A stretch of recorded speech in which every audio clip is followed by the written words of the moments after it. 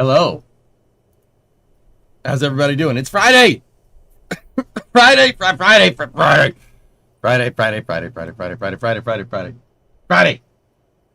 everybody doing? We got part 3. September 12th, 2025. We got part 3. Discovery, go at throttle up.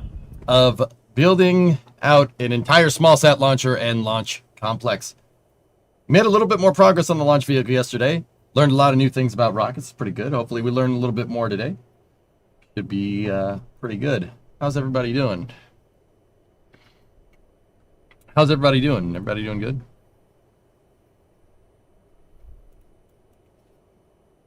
Jesus! What's up, man? 42-month resub. Fractal had a 94-month resub in there. What's up, Fractal? How you doing, man? Didn't sleep good at all, but otherwise good. Yeah, neither did I, man. Discovery, go at throttle up. RT, 94-month resub. Thank you. Hoping for a better weekend and a better week. You know, I'll admit, I go on social media probably a little too much. It's to get space news. It really is, I swear. But social media did deliver me this gem today. So I think you guys might want to listen. September 12th, 1962. The exploration of space will go ahead, whether we join in it or not. And it is one of the great adventures of all time.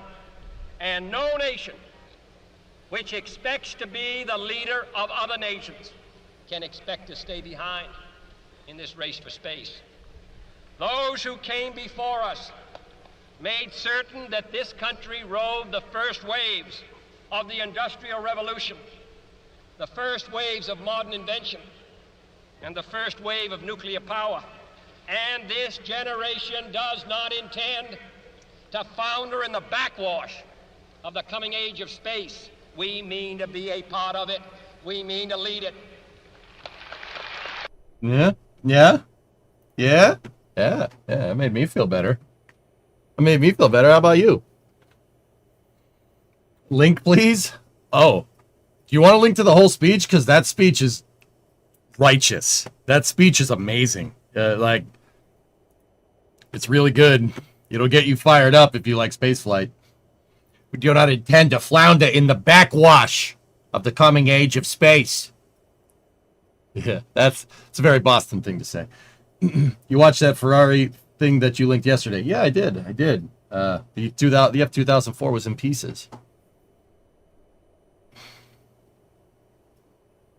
Well, 63 years ago we didn't anyways. No. None of that. None of that doomering nonsense. No.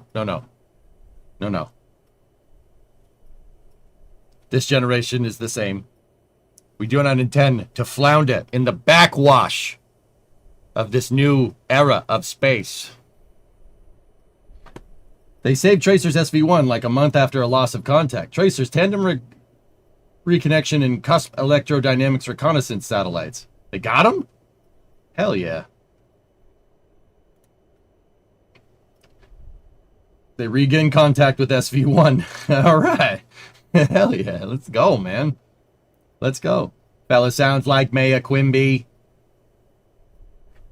Man. Redbeard, yeah, totally agree. Can to get a new car, my family, boyfriend, friends can't get a new me. That's right, man. You're irreplaceable. Remember that. It's gonna sound stupid coming from me. You know, I love cars. It's replaceable, man. You know, like, it's replaceable. You can make another car. Like, come on, go. There we go. Like, dude, I'm putting in hours upon work into this. You know, it would be awful if it crashed. It would be terrible if I lost it somehow or somebody hit it or whatever, but I can build another one. Build another one, it'll be better. It ain't no thing, dude. Don't worry about it, man. You get another car. How's your day? Mine's pretty poo-poo. All right. I think we should watch the whole speech. It's only 20 minutes. Only 20 minutes. I guarantee you, if you like space, you'll feel better. Okay? We'll fire up Kerbal after that, and we'll build ourselves some nice rockets. Here, listen to this.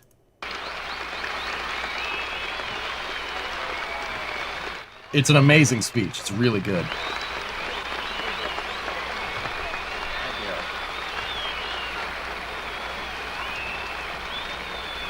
Sure, Snake. President Pitzer, Mr. Vice President, Governor, Congressman Thomas, Senator Wiley, and Congressman Miller, Ella? Mr. Webb, Mr. Bell, scientists, distinguished guests, ladies and gentlemen. I appreciate your president having made me an honorary visiting professor, and I will assure you that my first lecture will be very brief. I am delighted to be here, and I'm particularly delighted to be here on this occasion.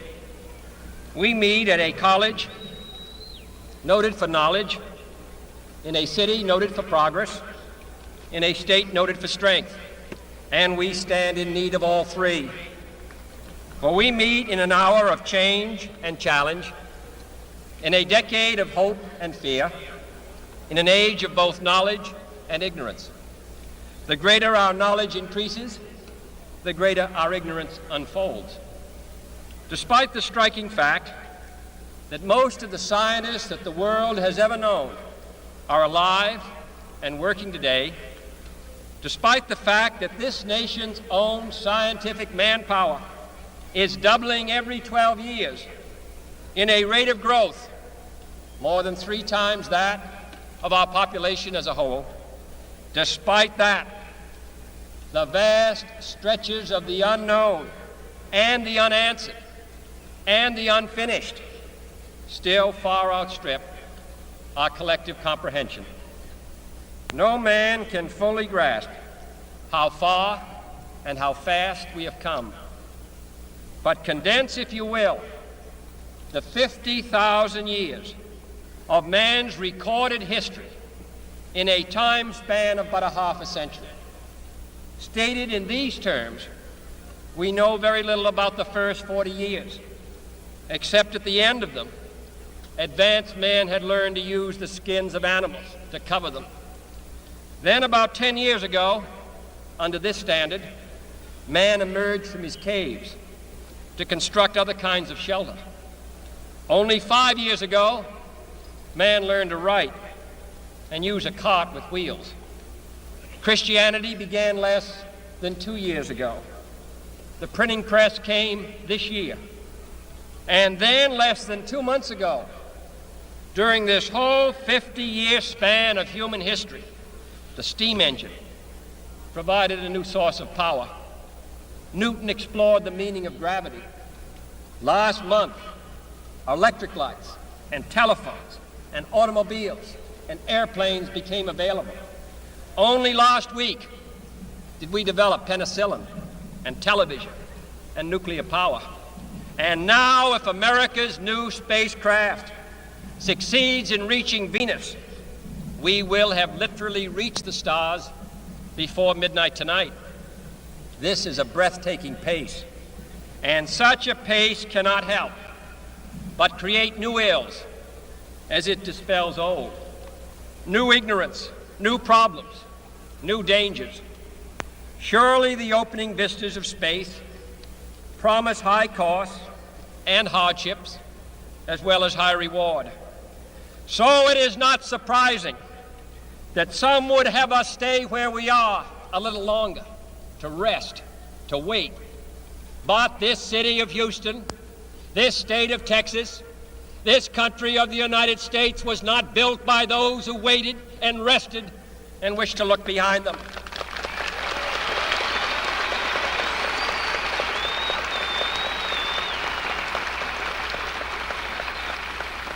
This country was conquered by those who move forward, and so will space.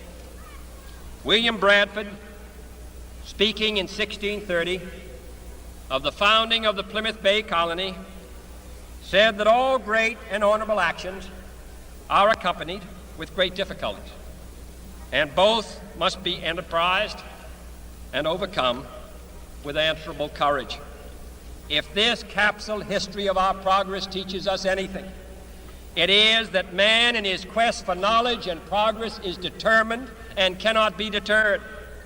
The exploration of space will go ahead, whether we join in it or not. And it is one of the great adventures of all time. And no nation which expects to be the leader of other nations can expect to stay behind in this race for space. Those who came before us made certain that this country rode the first waves of the Industrial Revolution, the first waves of modern invention, and the first wave of nuclear power. And this generation does not intend to founder in the backwash of the coming age of space. We mean to be a part of it. We mean to lead it.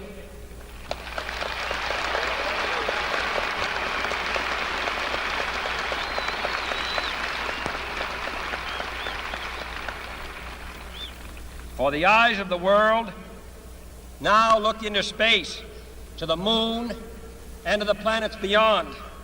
And we have vowed that we shall not see it governed by a hostile flag of conquest, but by a banner of freedom and peace.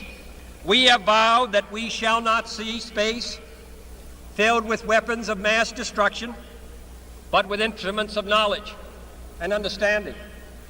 Yet the vows of this nation can only be fulfilled if we in this nation are first, and therefore we intend to be first.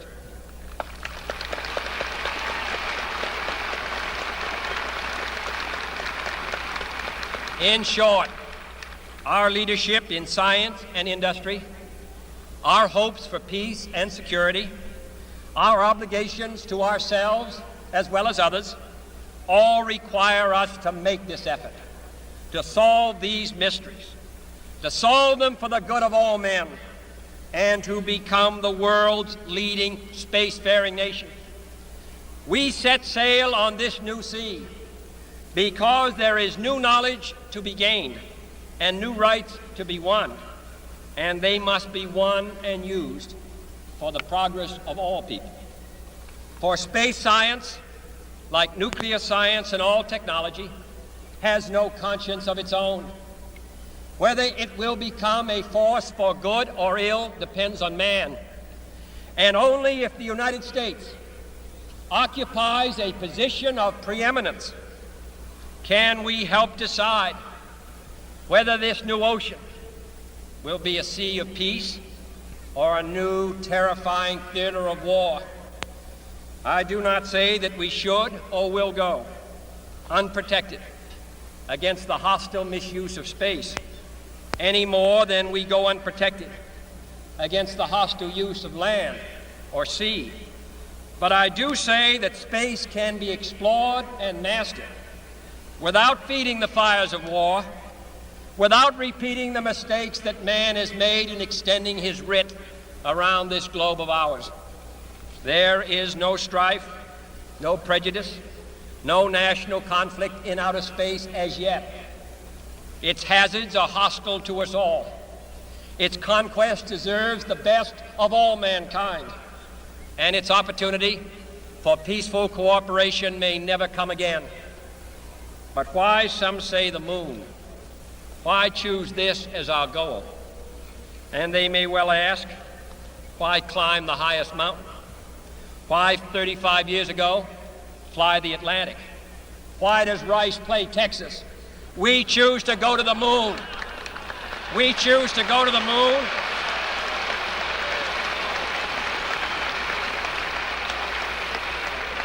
We choose to go to the moon in this decade and do the other things, not because they are easy, but because they are hard. Because that goal will serve to organize and measure the best of our energies and skills. Because that challenge is one that we're willing to accept, one we are unwilling to postpone, and one we intend to win, and the others too. It is for these reasons that I regard the decision last year to shift our efforts in space from low to high gear as among the most important decisions that will be made during my incumbency in the office of the presidency. In the last 24 hours, we have seen facilities now being created for the greatest and most complex exploration in man's history. We have felt the ground shake and the air shattered by the testing of a Saturn C-1 booster rocket, many times as powerful as the Atlas which launched John Glenn, generating power equivalents to 10,000 automobiles with their accelerator on the floor. We have seen the site where 5 F-1 rocket engines, each one as powerful as all 8 engines of the Saturn combined, will be clustered together to make the advanced Saturn missile, assembled in a new building to be built at Cape Canaveral, as tall as a 48-story structure, as wide as a city block, and as long as 2 lengths of this field. Within these last 19 months, at least 45 satellites have circled the Earth. Some 40 of them were made in the United States of America, and they were far more sophisticated and supplied far more knowledge to the people of the world than those of the Soviet Union. The Mariner spacecraft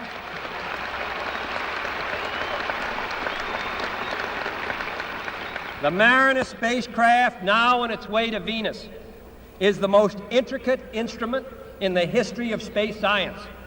The accuracy of that shot is comparable to firing a missile from Cape Canaveral and dropping it in this stadium between the 40-yard lines.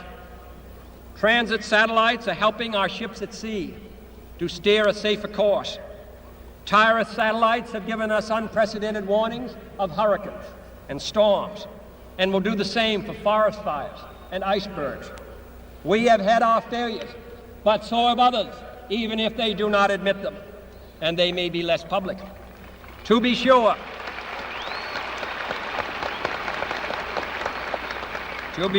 we are behind, and will be behind for some time in manned flight. But we do not intend to stay behind, and in this decade we shall make up and move ahead.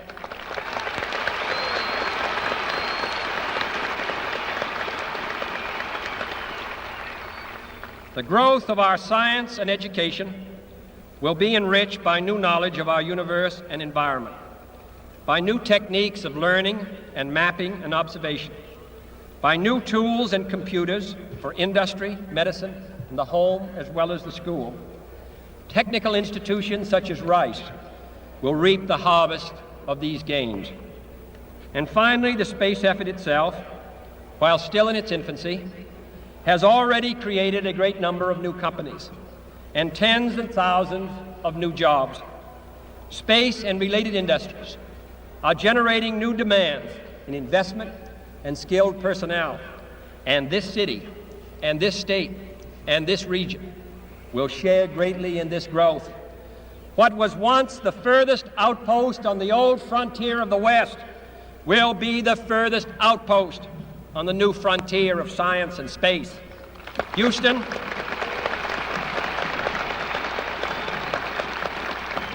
your city of Houston, with its manned spacecraft center, will become the heart of a large scientific and engineering community. During the next 5 years, the National Aeronautic and Space Administration expects to double the number of scientists and engineers in this area, to increase its outlays for salaries and expenses to $60 million a year, to invest some $200 million in plant and laboratory facilities, and to direct or contract for new space efforts over $1 billion from this center in this city. To be sure, all this costs us all a good deal of money. This year's space budget is 3 times what it was in January 1961, and it is greater than the space budget of the previous 8 years combined.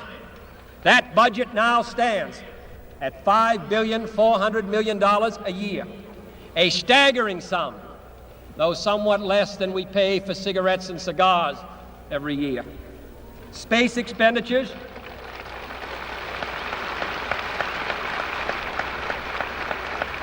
Space expenditures will soon rise some more, from 40 cents per person per week to more than 50 cents a week for every man, woman, and child in the United States. For we have given this program a high national priority, even though I realize that this is, in some measure, an act of faith and vision, for we do not now know what benefits await us.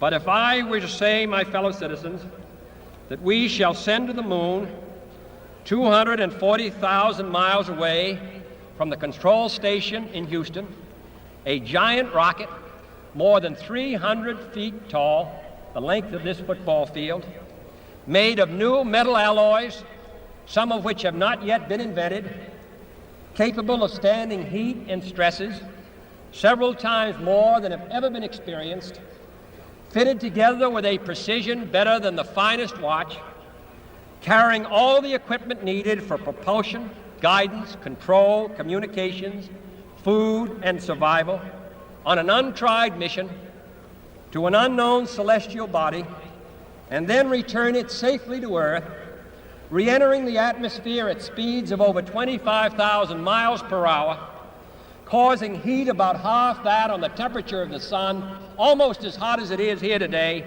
and do all this, and do all this, and do it right, and do it first before this decade is out, then we must be bold.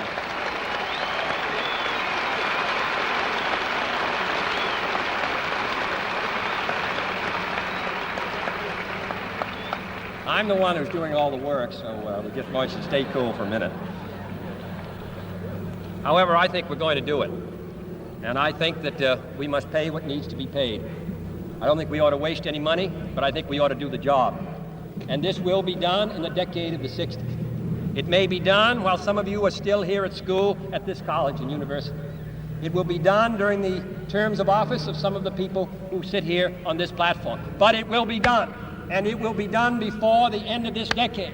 And I am delighted that this university is playing a part in putting a man on the moon as part of a great national effort of the United States of America.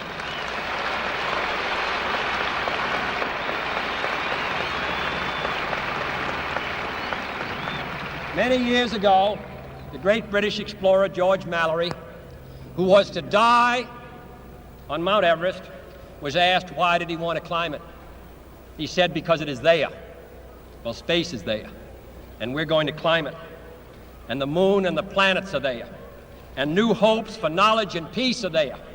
And therefore, as we set sail, we ask God's blessing on the most hazardous and dangerous and greatest adventure on which man has ever embarked. Thank you.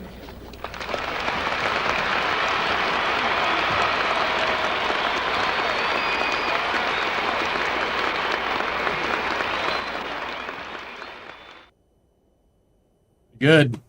Pretty good, man. Pretty good. There's a lot of that in there that's relevant again. Just saying. Just saying.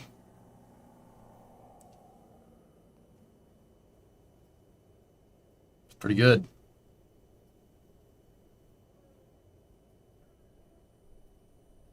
Is that the guy who fought the zombies in the basement of the Pentagon with Castro, Nixon, and McNamara? Yeah. No. No, I don't think so. Gotta be bold. Gotta be bold for spaceflight. And I'll tell you, fellas,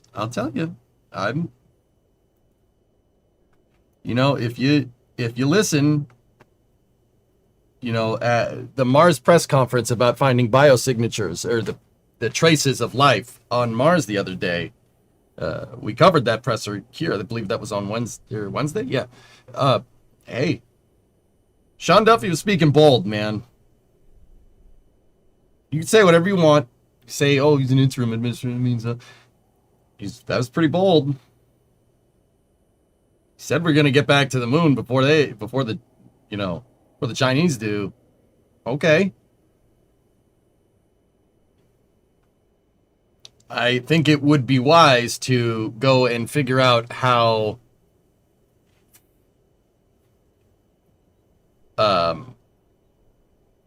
how they got the money for the Apollo program, you might want to go do a little bit of research there, because we're gonna need that. Thank you for the good mental support. It was needed. Yeah, I thought people needed to hear that. It's such a good speech, dude. Oh, this is space. I'm in space. It's me. Gifted 5. Thanks, man. Don't give me credit for my my fellow countrymen's efforts in speech, but yeah. Thought it needed to be said, dudes. It's a good speech. Should get you fired up.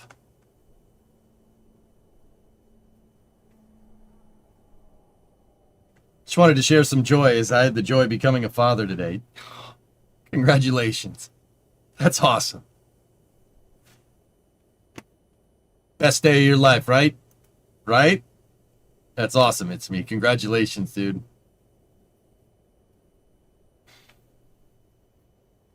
Feeling better today? I'm all right. I'm okay. I'm okay.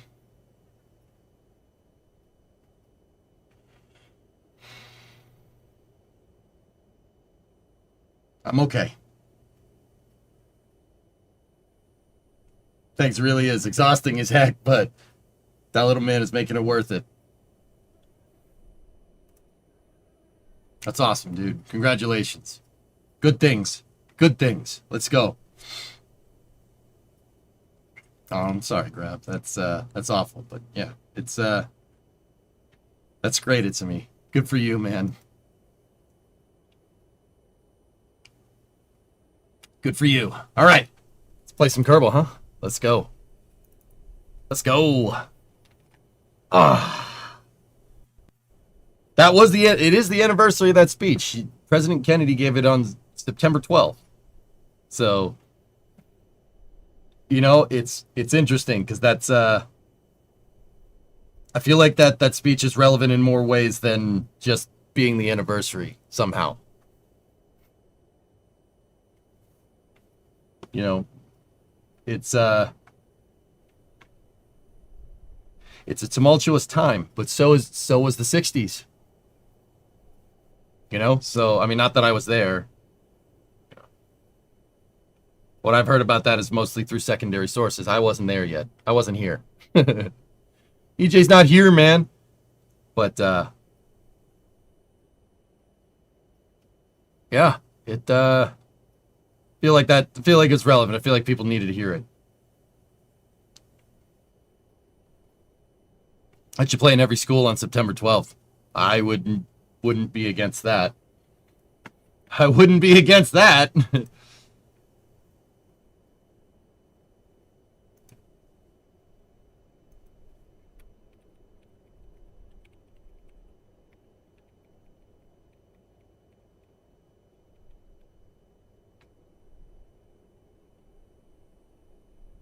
Today is 1 year since the Polaris Dawn spacewalk. Yep. Quick question. Does this sound like a new Starship variant to you? What do you got for me?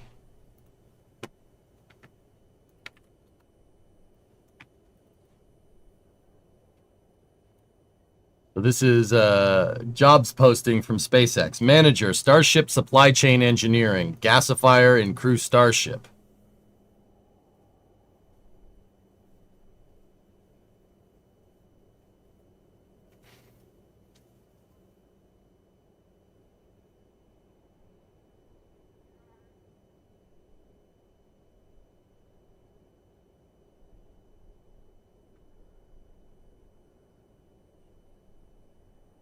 Manager for the Starship supply chain will be responsible for overseeing a team of supply chain individuals, including sourcing managers and supply chain engineers. This team is responsible for the strategic sourcing, vendor management, parts supply, and quality reliability required for Starship production areas. The team will monitor and report consumption, inventory, incoming POs, purchase orders, MRP messages, and targets achieved at a weekly, monthly, and yearly cadence. This is a dynamic position that requires proactive involvement in the development of strategic action plans for key department deliverables while managing inventory levels, identifying risks, and clearly communicating program supply chain health to key stakeholders.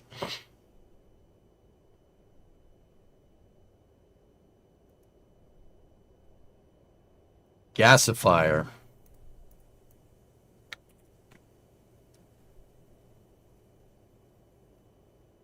Faced. And this candidate will develop and lead complex multidisciplinary teams and projects and will be required to dive into the unique challenges we face daily to ensure a healthy and reliable supply chain for Starship Gasifier and crew. This role requires somebody who's able to create a strategic team of enabling Starship supply chain operations with a scale. What is a... All right. All right. All right. What is a gasifier? A gasifier is a device that converts solid carbon-rich fuels like biomass or coal into combustible synthesis gas through a combined process of high-temperature chemical reactions.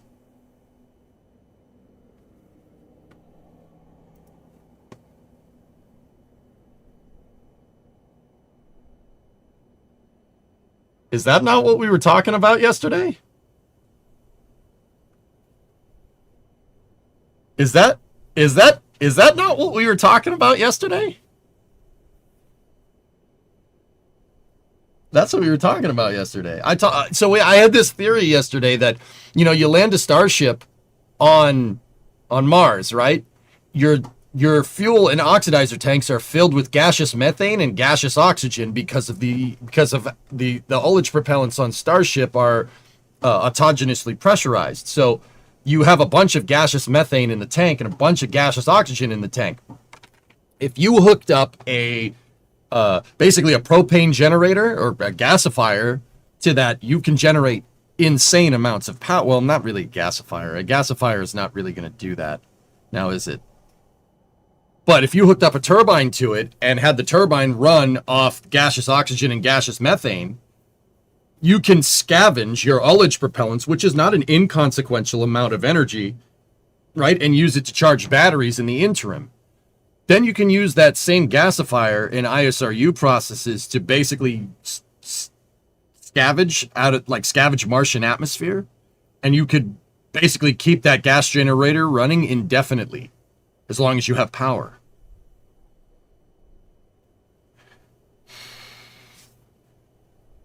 And you went and found this job posting. The gasifier on a car, yeah. This gasifiers produce syngas, primarily a mixture of carbon monoxide and hydrogen. Can then be used to generate heat, power, electricity in an engine, or serve as a feedstock for chemical production. The process requires careful control of heat, fuel, and air with auxiliary equipment to clean the syngas by removing impurities like dust, tar, and acids. I mean, you won't get much of that on Mars. It was recently posted. When was this posted, Phil? A gasifier works through pyrolysis, a word I could not pronounce yesterday, but we were talking about this. The solid fuel is first heated into a low oxygen environment to break it down into char and volatile gases. Air is introduced to ignite a portion of the fuel, creating heat and carbon dioxide. You don't need to do that part. It's plenty of CO2 on Mars. The hot char reacts with steam and carbon dioxide produced in the combustion stage to create a gas mixture of carbon monoxide and hydrogen. Yeah, guys, I don't think they're going to do that generator thing that I talked about yesterday. This is absolutely for in situ resource utilization. So a starship could basically land on Mars and just sit there, you know, until the transfer window comes back. It could just sit there and make fuel and power, like indefinitely, as long as nothing breaks.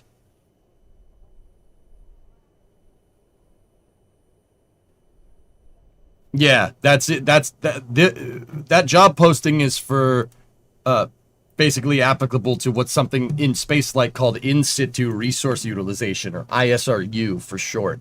It's basically using the planet for resources. Yeah, you know, like if you land something, instead of bringing down all your fuel with you, you make the fuel on the surface. Fuel refinery starship. Basically, yeah. I mean, yeah, fractal, like, the more I think about this, right? Like, okay, oh God, there's my face everywhere. Okay,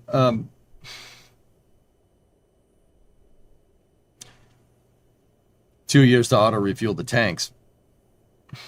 I mean, it's better than nothing. Too bad we can't do that for cars. I mean, if you have an electric car and solar panels on your house, you can absolutely do that.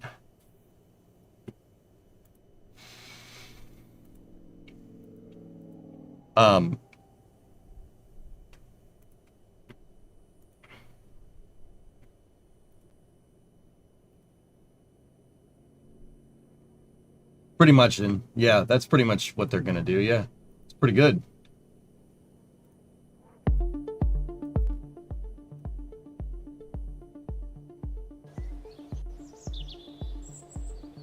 All right.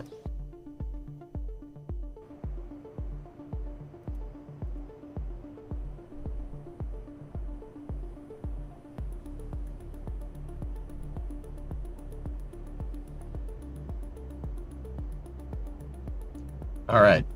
We got to finish fleshing out the design for a 1-ton rocket.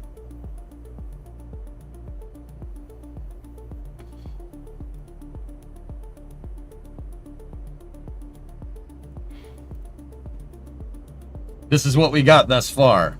It's interesting. We went from something like Prometheus to this. But, yeah.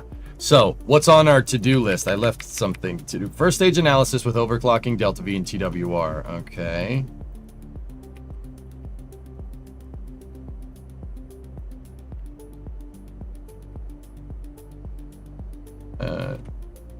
We also have to test stage separation bearing. Okay, cool. So, this is what I was thinking we could do with this rocket.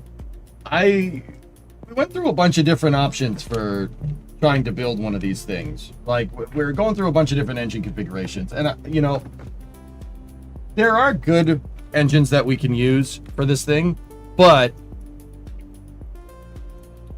there's a bunch of decent options here.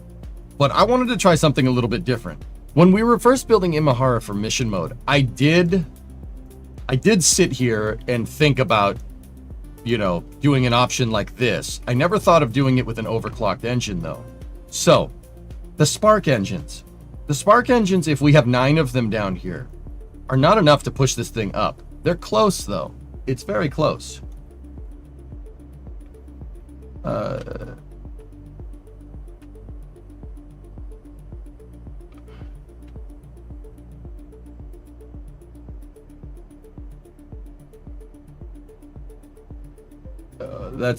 I'm not sure, but Bio, that's cool. Yeah, Don's doing things. That's pretty sweet. Yeah, it kind of did end up looking like Electron, interestingly enough, but it's fine. So, with these rockets here, with this thing, I was thinking a 9-engine configuration is almost good enough, but if you look, our TWR is 0.94, and the big problem that we're facing here is our delta V is 1435, right? We did some analysis here. If our upper stage has about 1,500 meters a second delta V, with this tank being used as payload, let me change its color so you can see the difference. So that's an FLT 400 fuel tank. An FLT 400 fuel tank is 2,250 kilograms. Okay, I changed the expectations for wonton. I wanted to move something more similar to my Imahara rocket, but with wonton, I also thought it would be cool, you know, which kind of makes the 1-ton name not very good, but if we make it capable of launching 2.25, right, tons into low Kerbin orbit, we should be able to make it should be able to do 1 ton of payload and have the stage be reusable. So the name is still kind of applicable, right? Hey Sawyer, what's going on?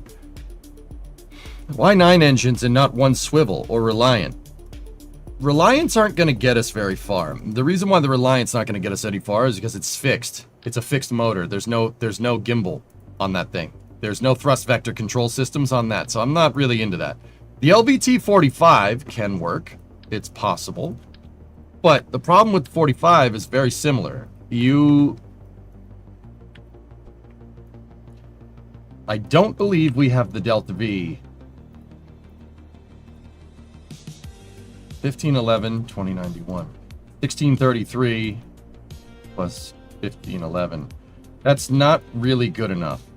It gives us 1.04 TWR, but it's not. I like the Reliant. TWR is great. It just needs some vernier engines.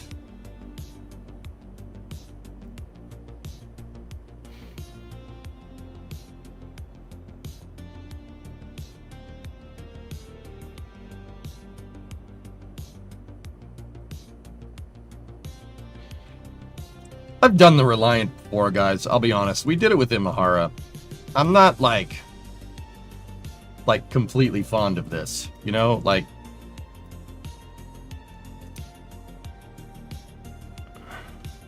have you ever tried making our own gimbaling system? Yes.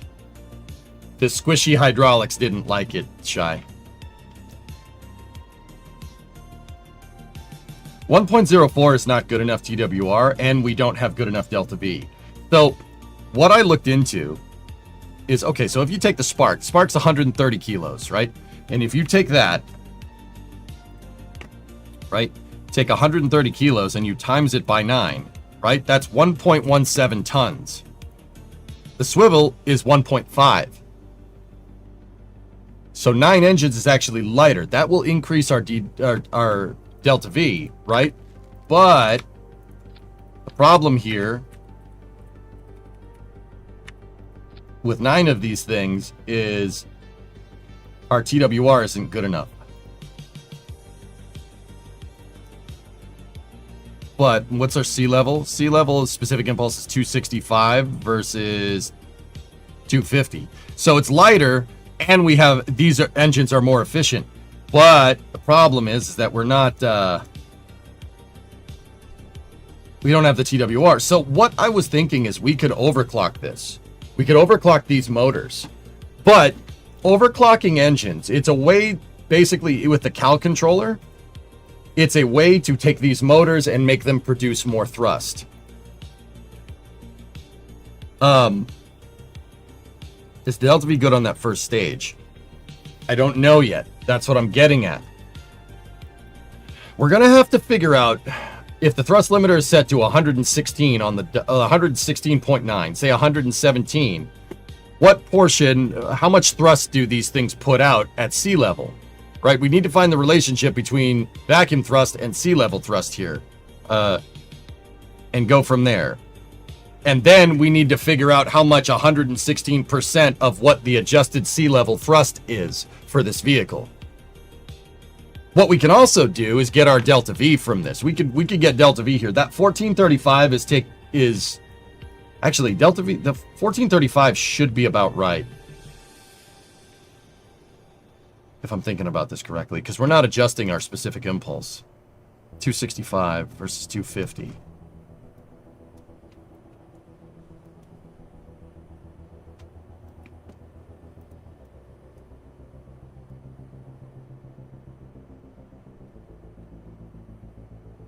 Either way, we might need to extend this, dudes.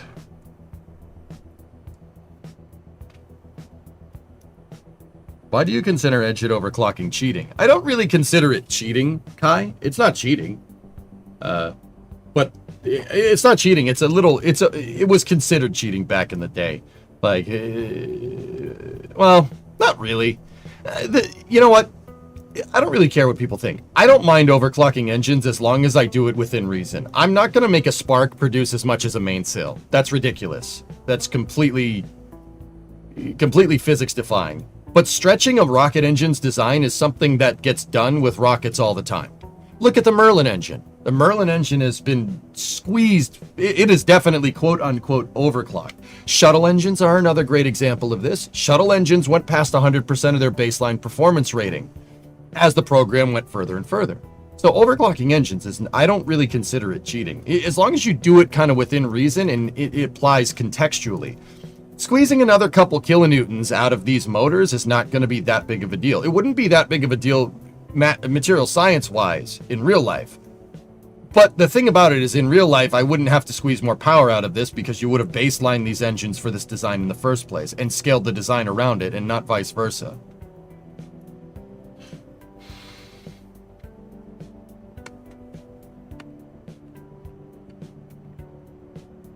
What is the TWR with a normal payload?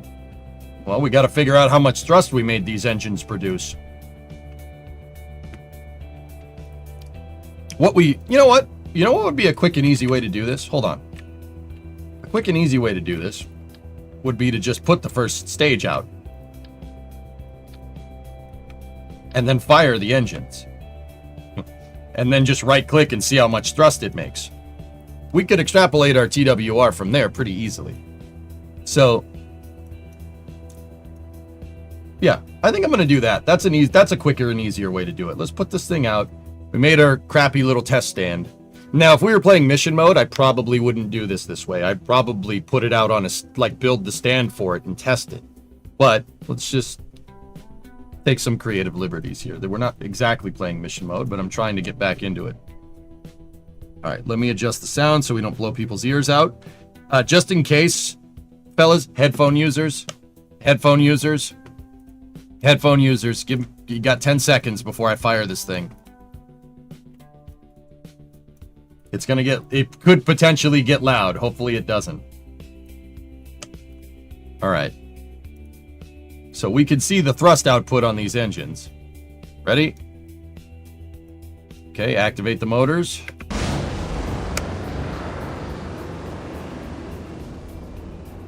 Okay, with a 117% overclock, they produce about 19.4 kilonewtons of thrust.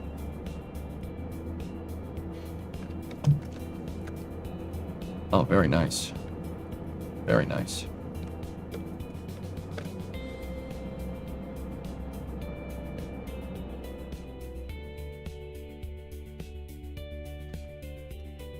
That wasn't loud. Yeah, it's better to say it's going to get loud and then have it not be loud than say it's going to be fine and have it be loud, though. So,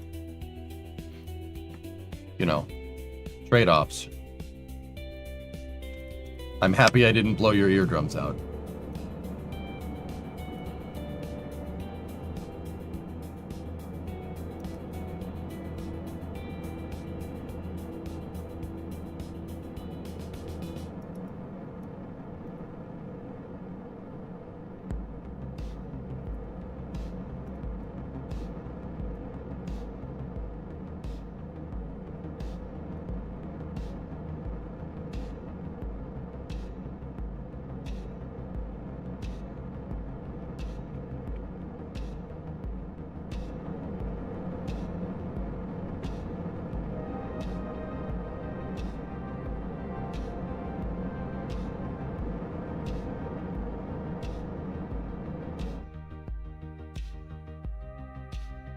Okay.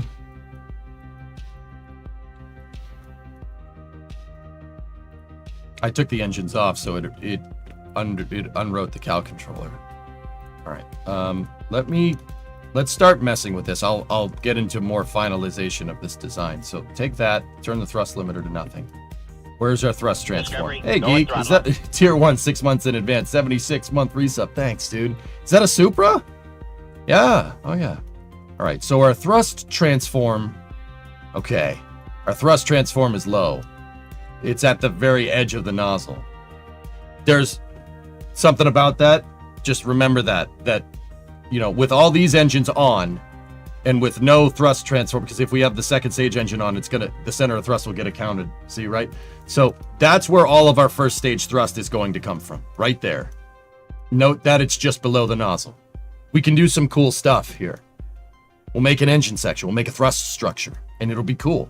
and we'll put the overclock in there, and we'll make this thing look really, really nice. Now, I'm not entirely sure if this solves our delta V problem. These engines make more thrust, and that's going to get us up there faster, but delta V is still delta V. I think we're going to have to lengthen our first stage, especially if we want to make this thing go far, or make this thing eventually, like, maybe boost back and land, right? We need about, from our delta V maps, we figured out that we need about 3,400 meters a second to get something up into space, right? Now, we want to get our first stage back.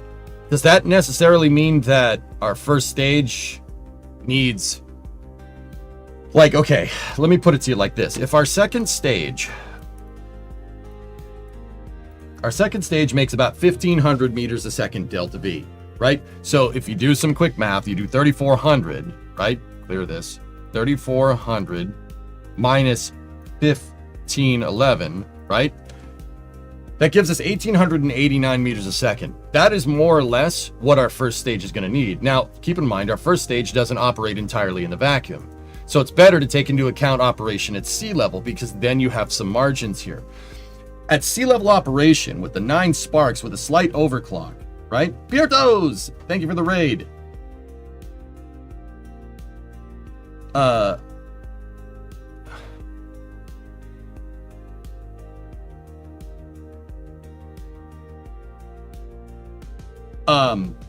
Sorry.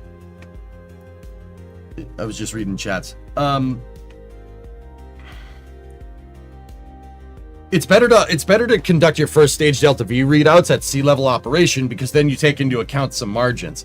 But you could see we're about 400 meters a second short here. If we set it to vacuum, we're close, but that's not where we want to get. But even then, that's just enough to get the thing out there. If we want to figure that our first stage is coming back and landing, we're going to want more delta V in the first stage. Because not only does the first stage need to get the thing up there, it needs to have the fuel left over to be able to turn around, boost back, right? And land. And that's probably going to require overclocking these engines more. And the reason why it's going to do that is because, well, we're going to need to do this. This rocket's going to end up looking like Scout. Like a Scout rocket in real life. So we're going to need to extend it. Hey, Piertos, what's going on? Hammernails, EJ, do you have any building tutorials out there for vanilla KSP? I haven't played KSP in a really long time.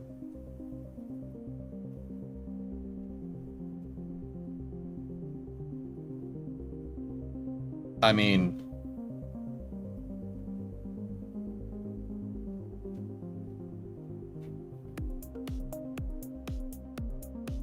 you know, that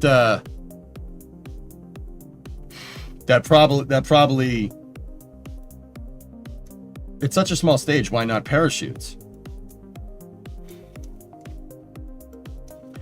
I mean, Chloe, we could use parachutes, but parachutes cause mass, and they have extra mass. I mean, we're gonna need to make the thing boost back anyway. And by the time the rocket comes in for a landing, you don't need that much extra fuel. These engines are pretty dang efficient. Believe it or not, these are pretty decent first stage engines. 265, I mean, the thrust is really low because it's really small. But 265 seconds atmospheric is pretty good. That's better than an LVT-45. It's more efficient. It's pretty good. That's a lot of firepower for a small package. Like a rocket engine that big producing 16.5 kilonewtons of thrust is pretty good. That's like a not a Merlin engine. That's a Rutherford. It's kind of like a Rutherford, actually. Actually, let's take a look.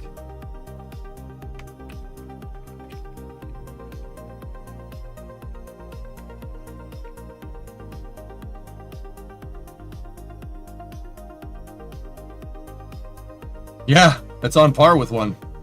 At least scaled for KSP. The Rutherford's more powerful in real life. That's actually pretty good, man.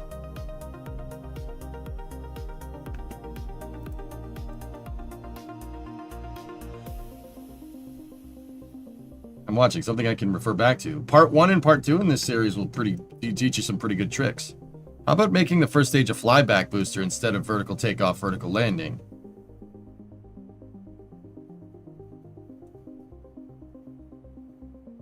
A flyback booster? I mean, I've done that in the past, guys, but a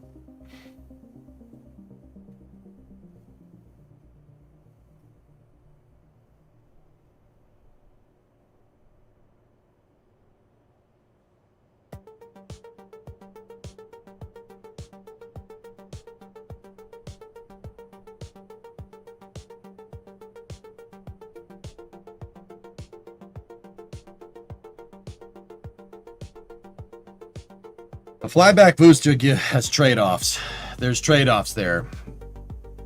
Vertical takeoff, vertical landing, like the way SpaceX does it, bringing it back down and landing, is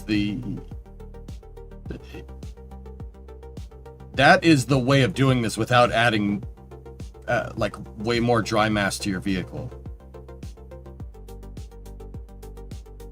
I don't really want to do flyback with this size of booster. It doesn't really make sense. If anything, it would probably be better to parachute the booster. But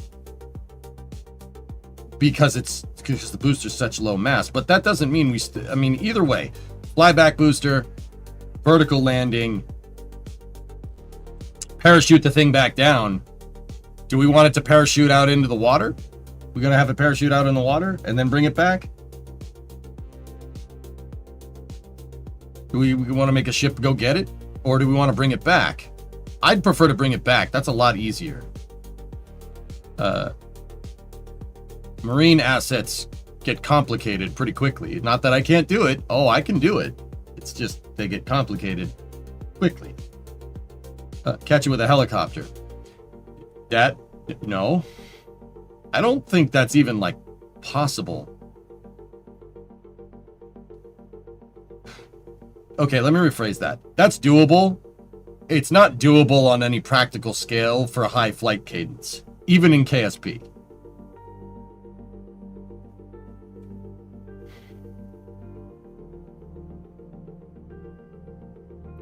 Why are you looking at us like you're not angry, just disappointed? Because I've been trying to teach people about trade-offs. Every wing, every bit that we attach to this to try and get it to fly back is screwing our performance. Okay? Like, badly screwing our performance. With a small sat launcher, you don't have the mass margin here to do something like this. This thing will end up taking up all the mass, and your payload mass will be severely constricted. I think in this particular application, guys, I think a vertical takeoff, vertical landing booster is probably a better idea.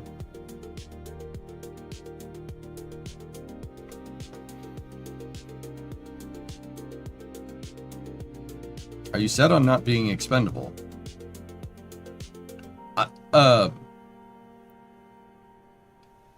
In this, we talked about all this in part 2 yesterday. I want to put the provisions into this vehicle that will make it so if I want to do reuse down the road, it'd be really easy to do. So, for instance, I put a probe core in avionics. I left room for a probe core in avionics on my first stage, right? So, and I put a docking port decoupler mechanism on the second stage if we want to restack. I did this so this does cost a little bit more cash initially, right? But this will make it so down the road we can easily pivot to reuse if we really need to. Yeah.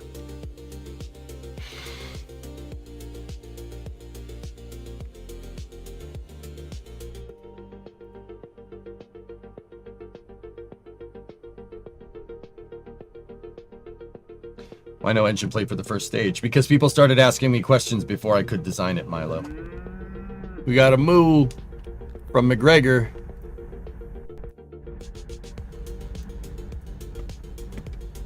What stand is that?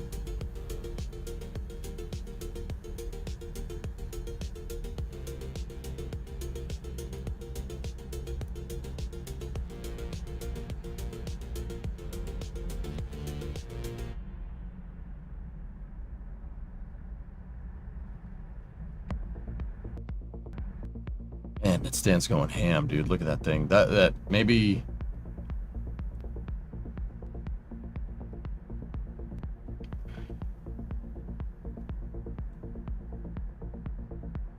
Raptor South? Well, that was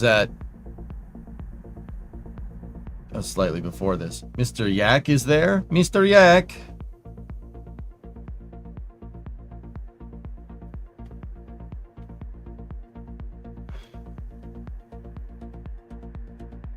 Can we get a full flow stage combustion engine for KSA? Yeah. Here, let's see if I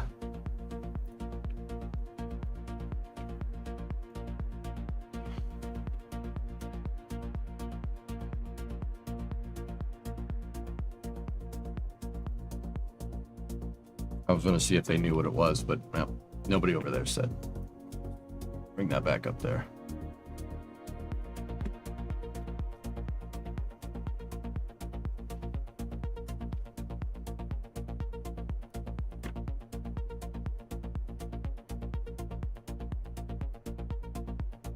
You can always have an expendable version and make a bigger bit if you want to make it reusable, no?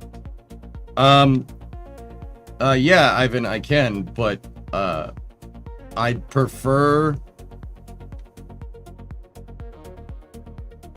to design that the tankage in now.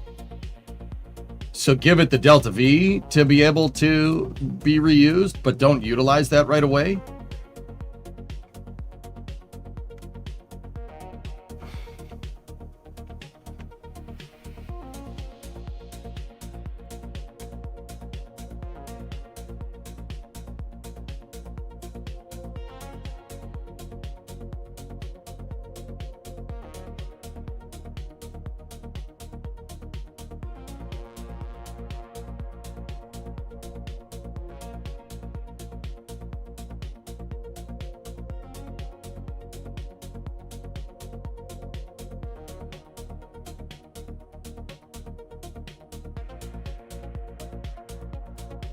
You know what sucks, dudes? I just thought of something. The second stage, if the collider's in the way, right?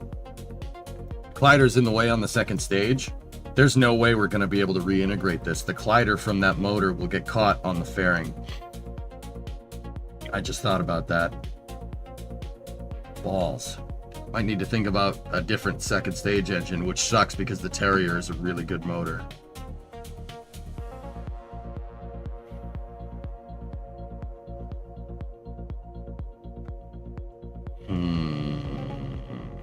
Ditch the nacelle. What do you mean?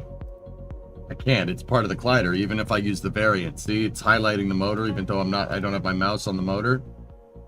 It's because that for some reason the person that made this part made that thing part of its collision box. So even if I choose the variant that doesn't have that, that's what we're dealing with.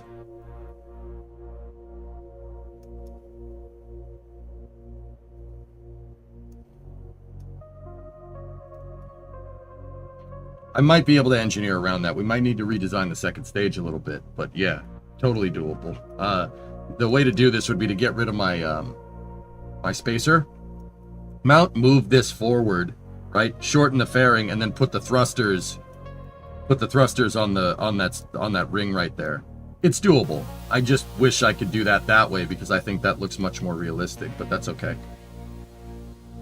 How wide can you make the inner stage before it's weird?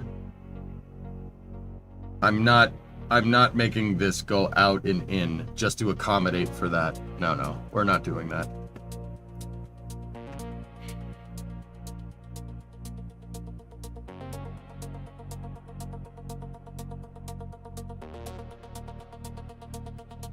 Multiple sparks.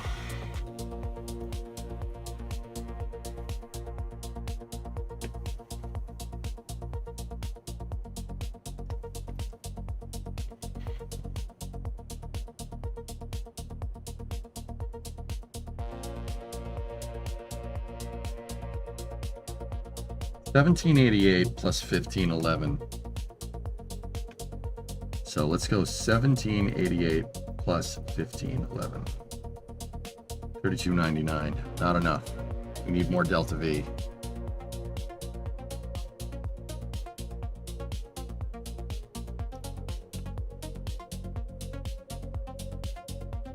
Maybe extend the inner stage to the fairing at the same diameter.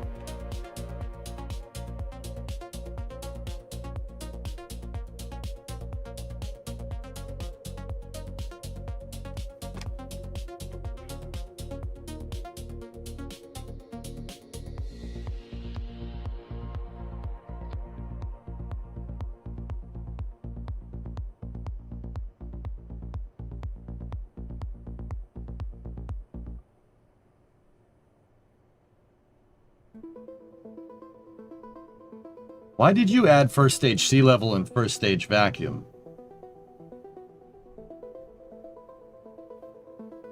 What?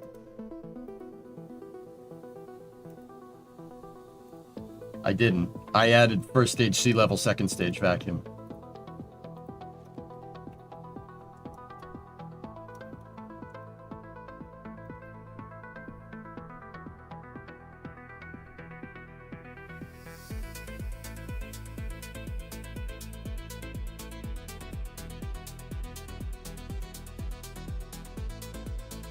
So guys, I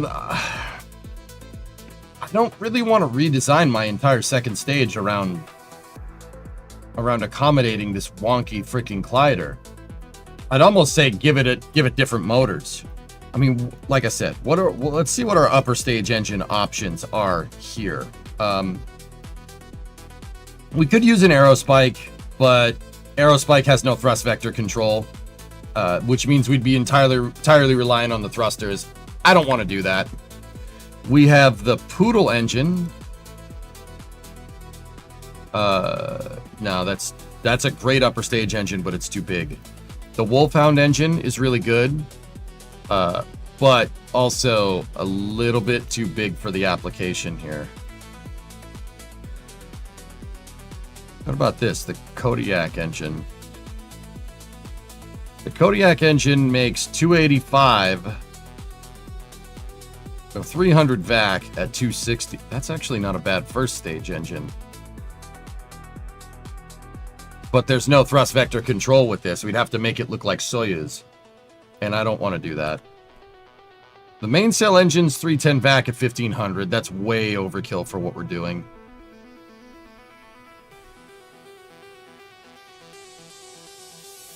Yeah, there's no thrust vector control in a Kodiak. Exactly. We'd have to have verniers with it. We'd have to have the Cubs with it, and I don't want to do that. Skipper's a great upper stage engine, but also it's way too big for our application here. The Skiff is good. The Skiff is really lightweight. It's a great upper stage motor, but once again, it's too big. That's for a bigger design. This is the monoprop engine. Makes 250 in vacuum. Oh, that's terrible. But it's superbly light, so you can potentially get good delta V out of that. Buds, yeah, I don't want to use that as an upper stage engine. If anything, that's a good first stage motor. Hey, Nassim, man. I know we said yesterday it's caca, but would an engine plate going up from the lower stage work here? Grandparent would apply the interstage probe core instead of the upper stage. I don't want to use engine plates. I hate engine plates, Muffin. I can't stand them. I'd rather mount stuff on cubic octags. It's more predictable. Engine plates are unpredictable. I don't like them. Yeah, I'm vetoing that. I don't want to do that. So we have the Cheetah, basically an LR91. That's a great upper stage engine. 355 at 125. Does its glider suck? No, its glider's pretty good, but once again, it's quite big.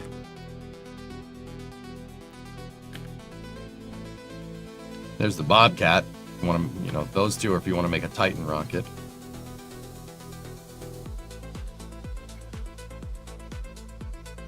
Two lasts to go, boss. Short second stage with a wider tank. The adapter splays out. Aerodynamic surfaces are out of the contact prepared to catch. You want me to catch a booster? Have you played Spaceflight Simulator? No, I have not. I thought we were limiting this to early parts. It wasn't necessarily a requirement, but I don't want to go crazy with this thing. No, my solution of moving the motor forward and moving the thrusters more towards the nozzle, that will work, guys. I'm gonna do that, okay? How about a tri-spark setup for the second stage? Dual sparks. I mean, dual sparks will work, dude. That'll work. If we want to take that off, right? And just... I mean...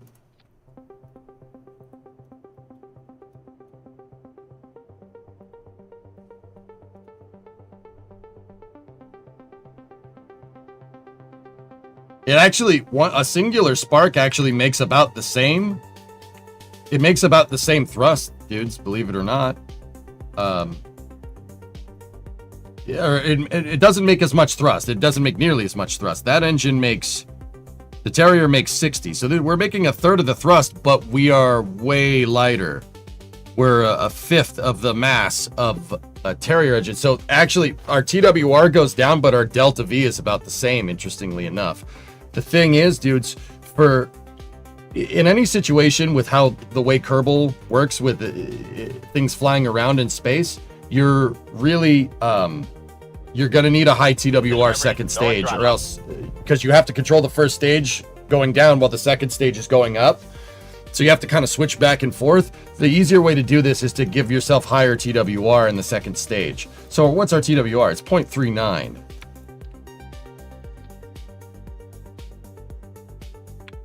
You know, if we went with a twin engine,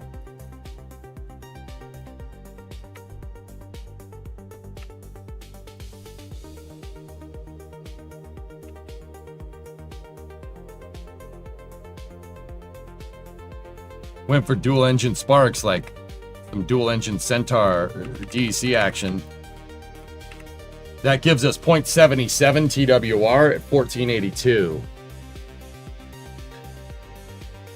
Hey, Gold Falcon, 63-month resub. Thank you.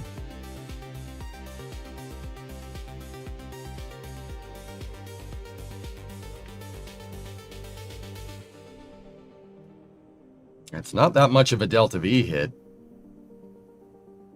But the TWR is what we're going to need, guys. That's our problem. That's what we need. We could also shorten our inner stage a little bit there if we're doing that. I kind of like this. This is fine with me. Yeah, I'm okay with that.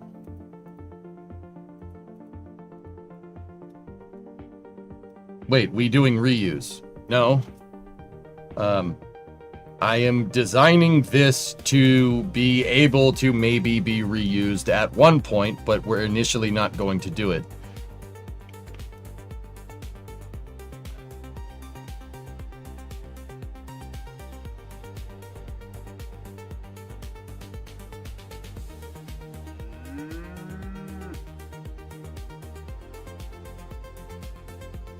Hey, fellas, look.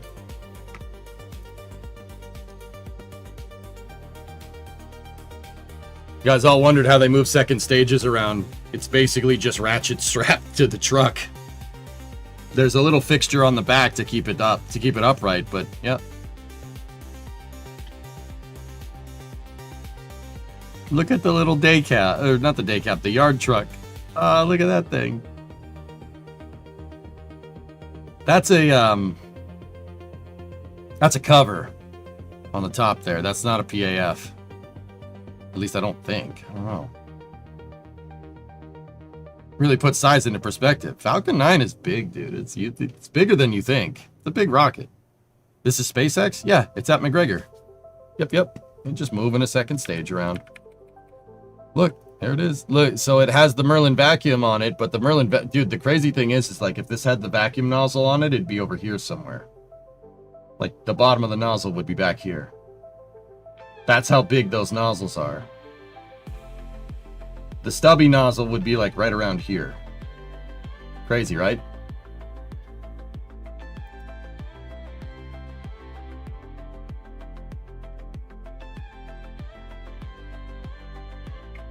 How fragile are those nozzles?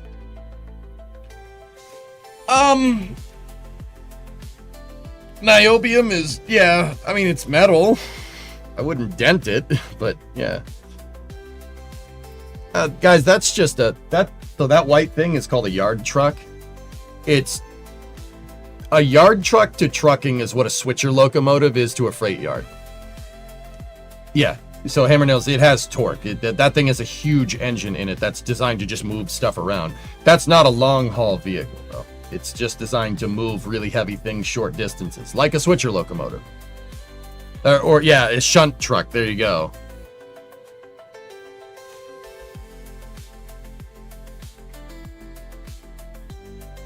Yeah, man. Oh, hey! Who's controlling these damn cameras? Actually, I know who's controlling the cameras, but I won't say nothing.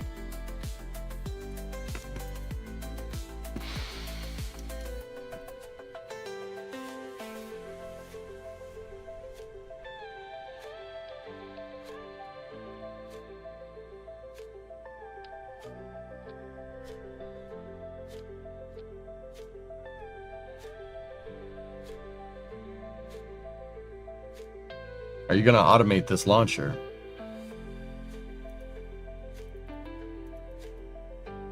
That would be a pretty cool thing to do.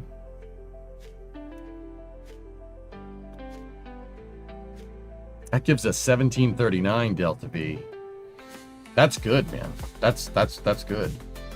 So if we went 1739, right?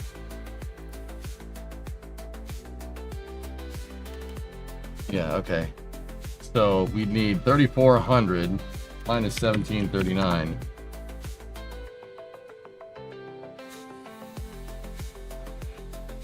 Over to sea level. 1661. We have 1749 in the first stage.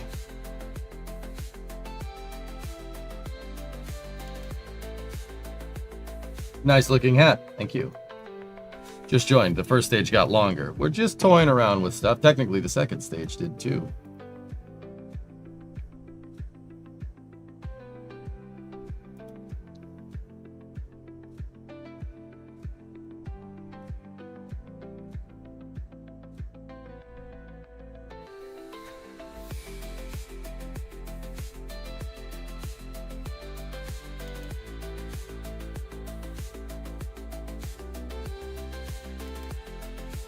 Kevin, Jen, Michael, Vincent, Reed.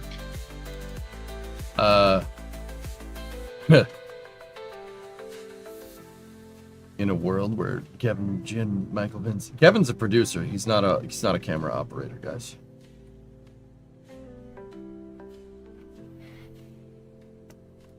Do you have orange fairings now? Does that mean you can make Collins have the orange GT? Orange fairing? Nah, the orange fairings are more that color with orange stripes, or else, yeah, I mean, we could, I'm sure there's an orange fairing texture around.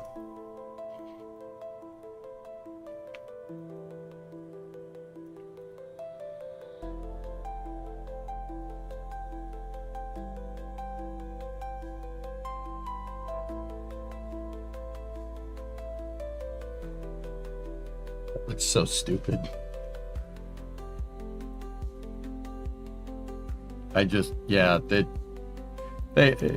missed the mark with the Soyuz style stuff, in my opinion. It's just, yeah. I mean, it's cool, I guess, but yeah, not for me.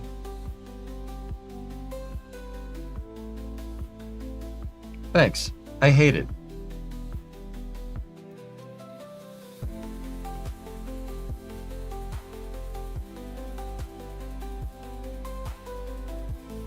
I mean, this would look great if it didn't have the orange stripe. If I could just paint this the interstage black like Falcon 9, it would look good. But that's the closest thing we're gonna get to that.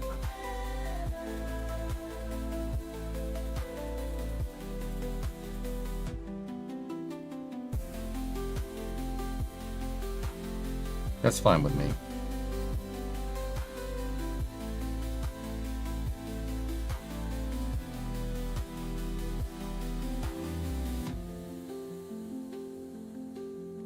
I'm just wondering if there's any better tank combination here and here. I want to stick with this diameter, guys. I'd like to, if that's okay. Stick with this, and yeah, keep it this way. T. Dave, tier 1 3 months in advance, 78 months total. Thanks, man.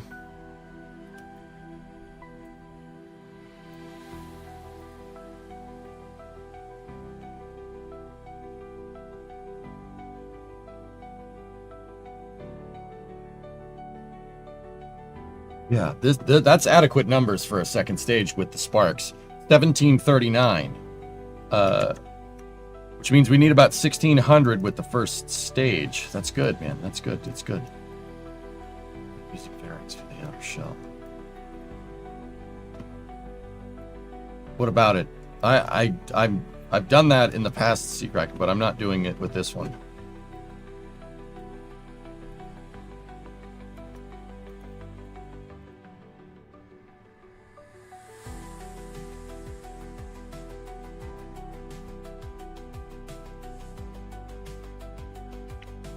Okay. What I'm really looking for, guys, is just adequate numbers here. These aren't bad. How much thrust did these things make total? Archie, you said 174 kilonewtons for all 9.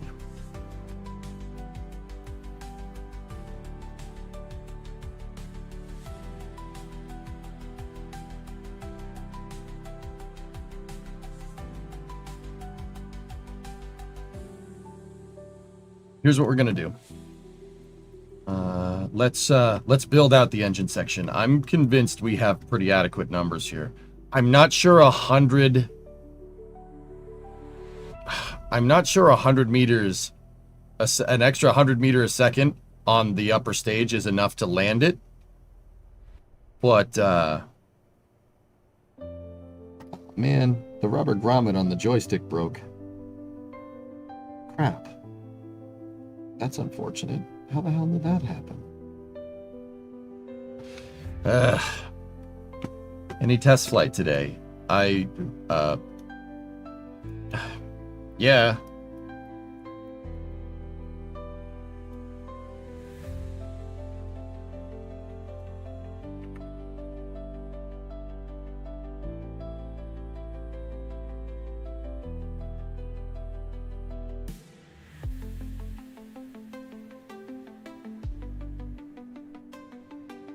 All right, let's refactor all this. I'm gonna rebuild it. Let's build out the finalized engine section here. So what I want is a fairing, 125 fairing facing down. Enable that. Absolute snap that, and then we want to absolute snap that. We want to absolute snap that. I know that gives you a little bit of Z fighting, but there's a good reason to do it.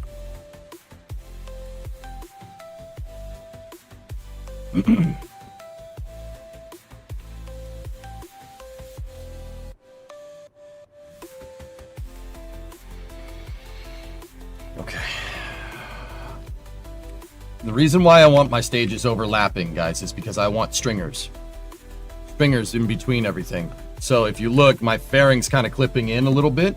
So we can do kind of an internal stringer mechanism here if we go in 3 times symmetry from the fairing, right? And we go backwards here. It's going through that first tank, right? Goes through it. And attaches to the second tank in line. Basically a grandparent strut, but it's triangulated, which is very important.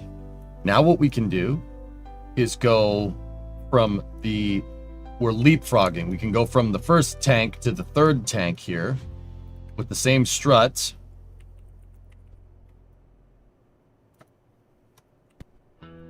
Then we can go from the second tank to the engine section, or the back fairing here, by alternating and going back again. Now, some of you guys are going to say, dude, that's way overkill for what you're doing. Why make it this strong? Why do that? Well, this is all about building in reusability. We're going to build reusability into this rocket. I can't have this thing bending. The rocket has to stay straight. And you guys know Kerbal likes floppy rockets. It likes to flop rockets around. If you don't build the structure in to the stage, it's going to flop around at least a little bit. Even a little bit of flop in a rocket like this could screw us up. It could break it on the way up. I'm not necessarily going to do it up here, even though these are 2 tanks. I'm not going to do that. I don't think we need to do it on the second stage. It's more about the first stage. The reason why first stage is the longest, biggest component of this, right? This rock is ending up being a little bit bigger. We're kind of out of the Astro Rocket 3 Electron area, and we're kind of moving into Firefly Alpha, Terran 1 areas. This ended up being a little bit more than a small sat launcher, but that's fine. That's okay. One of my biggest KSP2 disappointments was when they made flappy rockets and doubled down on it. Yep. Is this based on some real rocket? Nope. Luca, this rocket, it has influence from other rockets, dude, but this rocket is primarily... It's designed based off of our design requirements. Like, it's Kerbal, it's designed to work in KSP. It kind of does bear some... It's going to end up bearing resemblance to Falcon 9, like, let's be real. It's going to bear some resemblance to Falcon 9, but, once again, I have a twin-engine second stage, because that was right for the application. So... It's really a Kerbalized small sat launcher. This thing's gonna end up looking somewhat like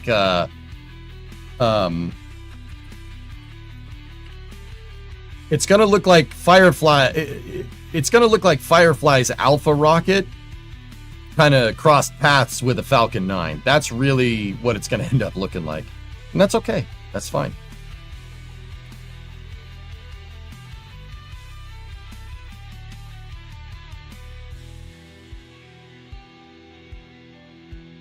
Alpha 9, yeah.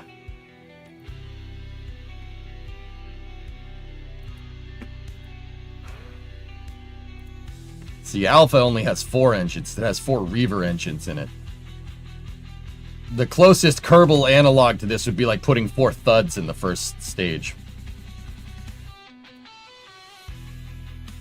Yeah.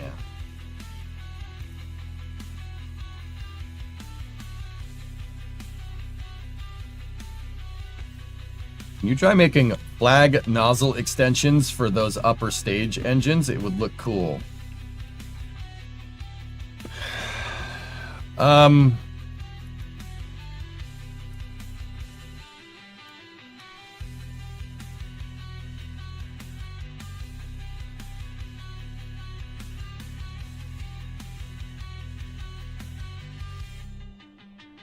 Yeah, we'll revisit that some other...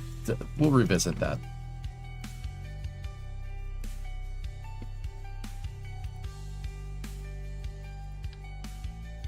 Oh, Muffin, they do make a little babby engine plate. I hate these things, dude.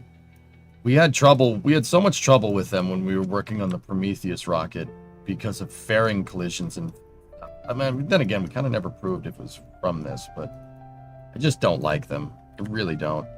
I don't. I'd prefer to just pay the part count to make individual engine mounts. Hey, Nazlik, what's going on?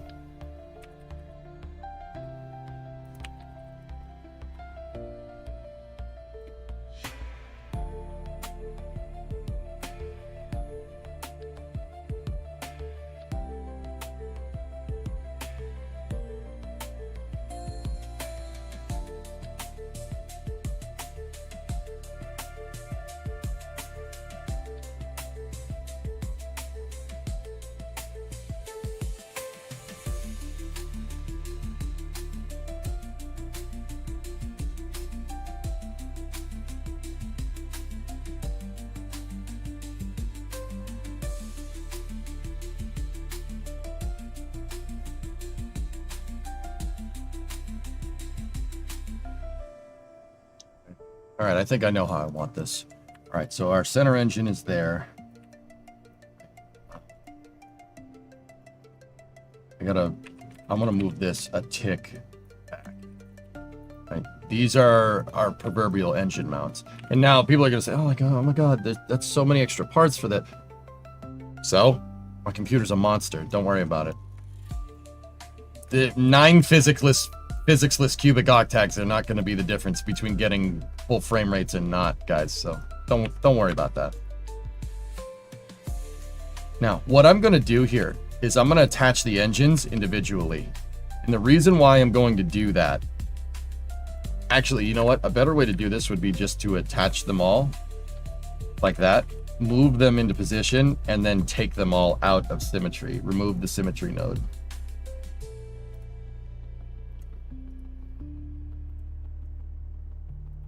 I want 9 individual engines. The reason why is, once again, that comes down to, so we have individual motors here.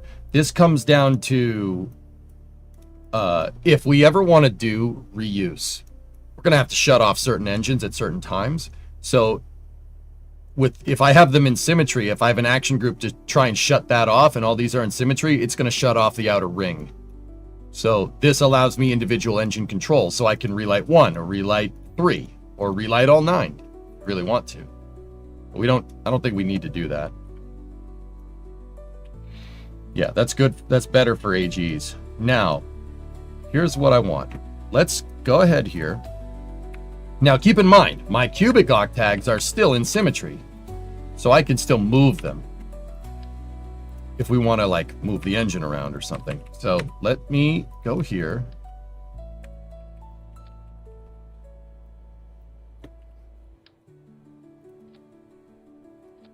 Now, I'm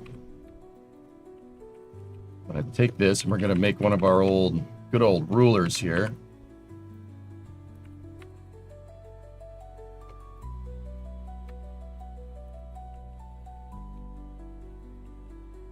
And I want my fairing to pretty much end right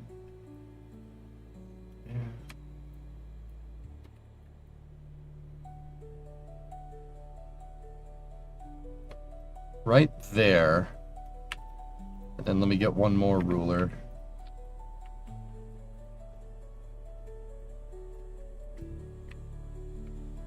And I want the fairing to come down and kind of taper in a little bit. And we might have to rotate the motors a little bit so that white ball is not clipping through the fairing, because I want my fairing to come out and then I want it to turn down, and I basically want it to stop right here. I'll tell you why in a second. I'm scrambling my brain to remember what tech manual, whatever you once showed in retro colors, orange, green stripes. Can't remember. Any idea?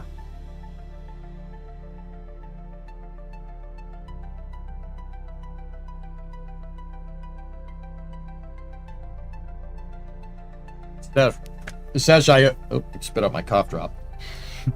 I remember you. What's up, man? It's been a while. I don't remember, dude, off the top of my head. Can you be more specific?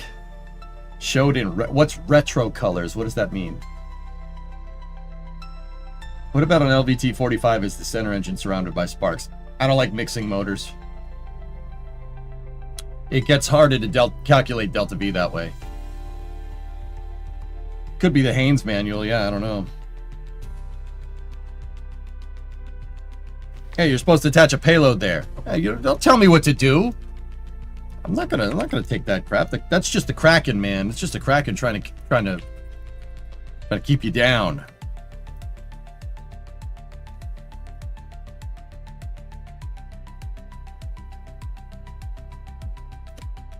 Okay, so now, again with McGregor? Oh, they're moving that stage. So if we move our engines out of the way, we have a spot, build the fairing.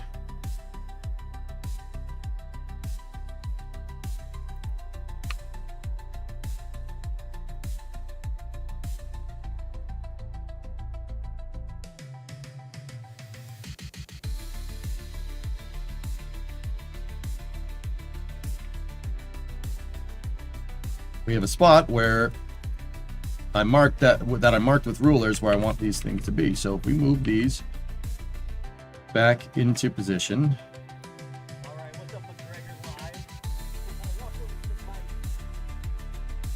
You're having an absolute blast out here. You don't. That does?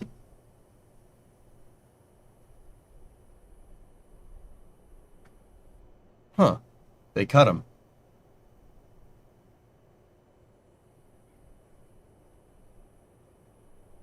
I guess he's talking to McGregor Live.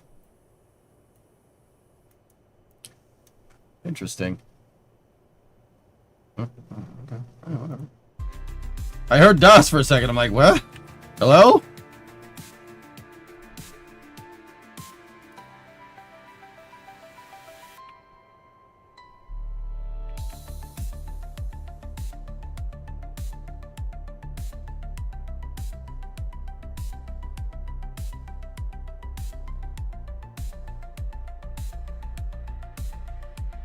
Maybe if we individually rotate the engines out. Oh, having the turbine machinery pop, like the turbine machinery dump pop out, I think that looks so much cooler.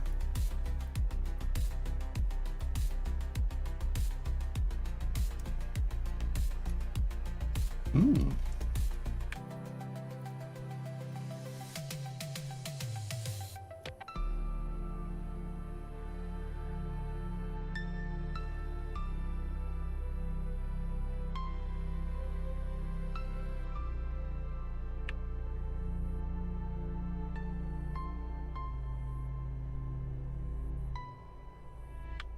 I mean, Falcon 9 has its gas generator dumps inward. It dumps them inward, not outward.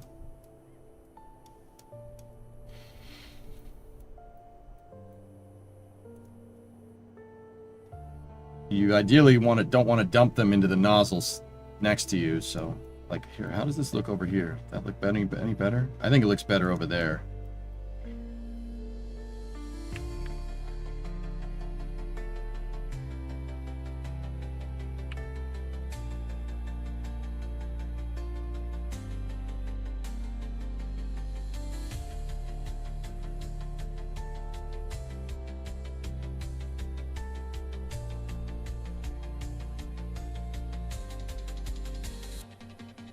Yeah, that looks pretty sick.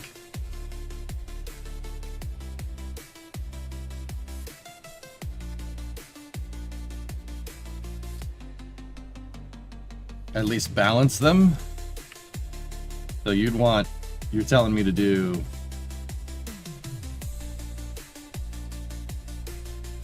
What if I told you Falcon 9's gas generators do that? They're offset like this. But you don't see it because the gas generator exhaust is just a hole cut in the floor.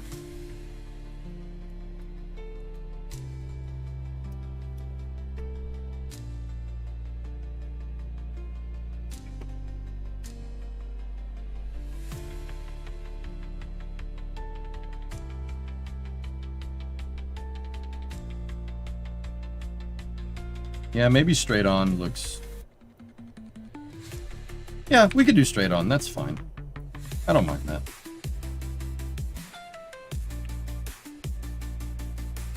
It doesn't really matter. This is purely an aesthetic thing, dudes.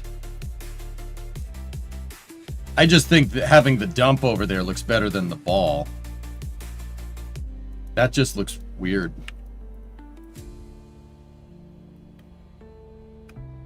I think it's a male rocket. Well, how can you tell? Only little balls.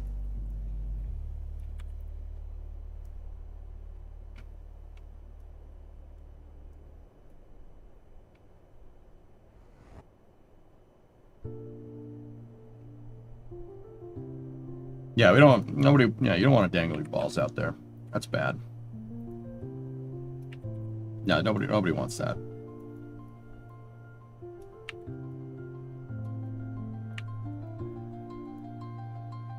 You just caught a booster in console. You have my respect. I hate the console version of PSP. It's awful. X-Wing, what's up, man? I know there's rather a lot going off on stream. Yeah, this week has not been the best, dude. But yeah, thanks for being here. It's clear you pour a lot of yourself into this, and you don't get told often you're doing a fantastic job. Thanks, man. I try, man. I have, dude, it really, I mean it when I say, like, this job is awesome. You know, you're playing video games. I can sit here and just talk about things that I like talking about with my friends all day, right? Like, it is a lot of work. You have to love it. You have to love it. You have to pour your heart and soul into it. If you don't, you're not going to succeed. It's that simple. Like, you have to be kind of crazy to do this job, but I mean, look at me. No, but yeah, I appreciate it, man. Thank you. Yeah, it's yeah, you guys have been really good to me despite the bad times, like basically through August and stuff, and I do appreciate it. It doesn't go unnoticed, and it just makes me want to work harder. So I'm trying to get back into the groove. I'm trying to get back to hitting 50 plus hours a week streams, playing Kerbal, giving you guys the best content that I possibly could. The best content that I can muster. And it does seem like we're fighting a rising tide, you know, but yeah. Yeah. We'll get through it. Not a problem. Yeah, appreciate you dudes. Really, I do. Thank you. Thank you for being here. Means a lot. You know what? Maybe we could adjust the angle of this to make it look a little bit nicer. I keep coming back, so you must be doing something right. All right, right on. Yeah, that's that makes sense. You know what?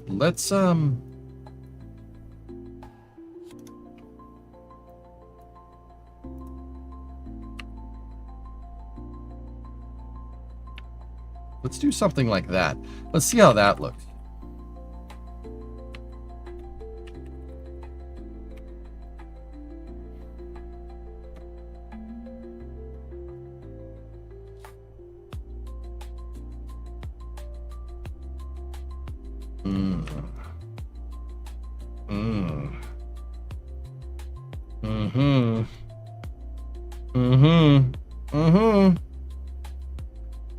Chat. Yep. I like that.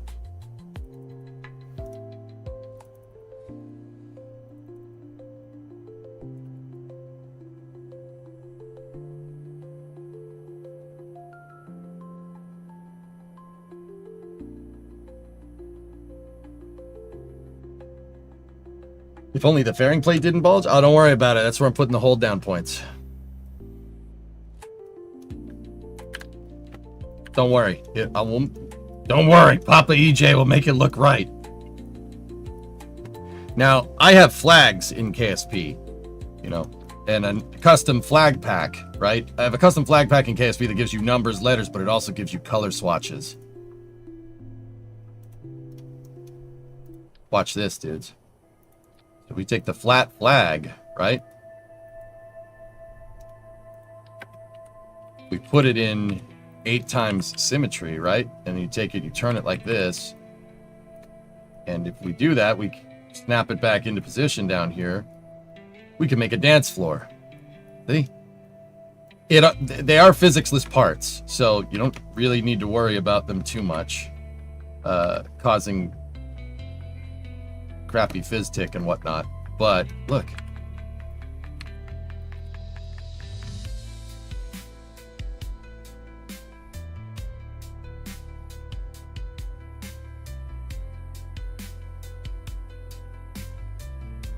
Once again, this is aesthetic, but these parts don't really hinder performance. They really don't. Then if we just make... No.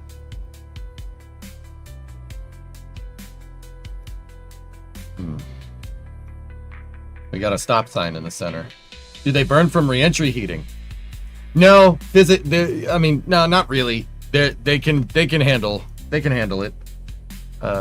If you have a lot of them, you can tank more heat.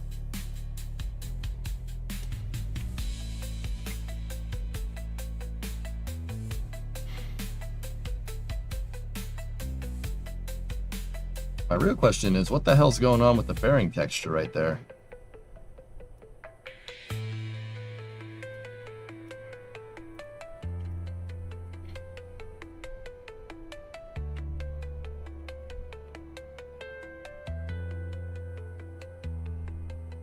Oh, that's the rim of the fairing. It's all screwed up.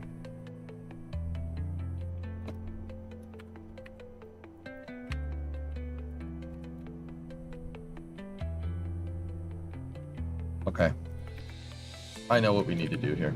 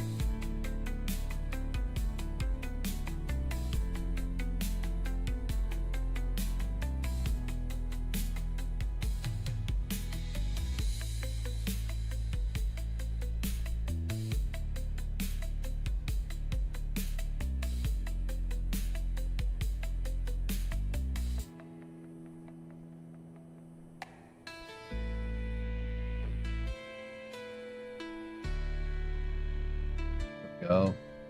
It seems like my center engine might be just a smidge low.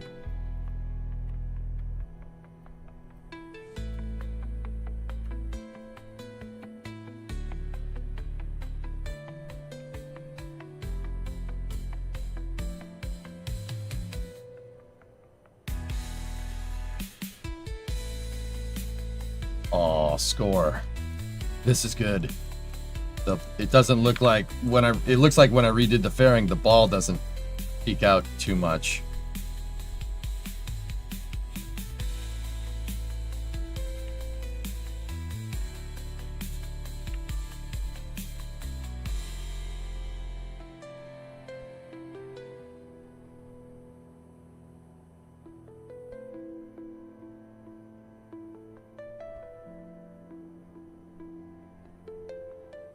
There we go. Now we're talking.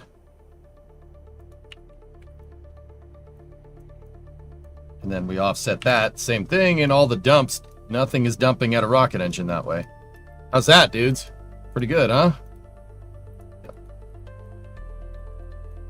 Not bad, right?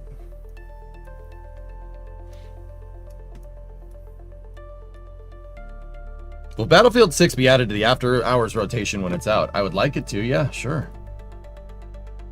That fairing does not need to be staged.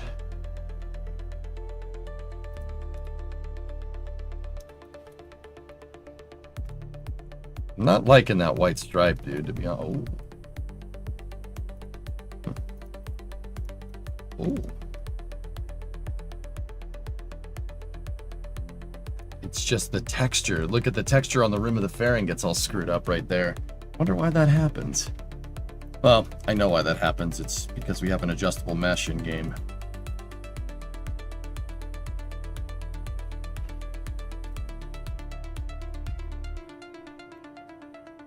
How's that look, dudes? Pretty good, right?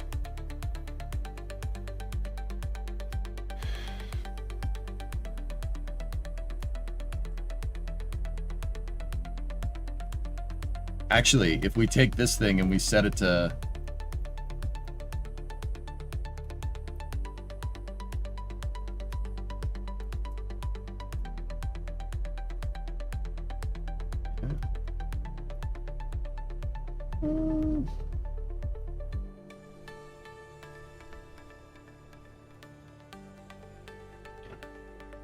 Huh.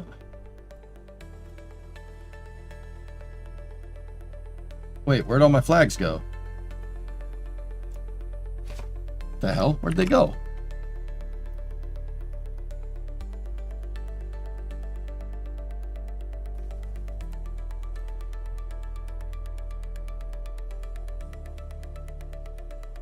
They're gone.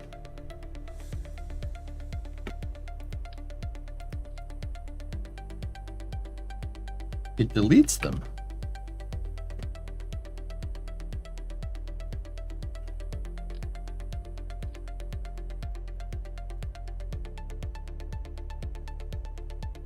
Huh. Yeah, it happens when you change the number of sides. Yeah, no, I see that.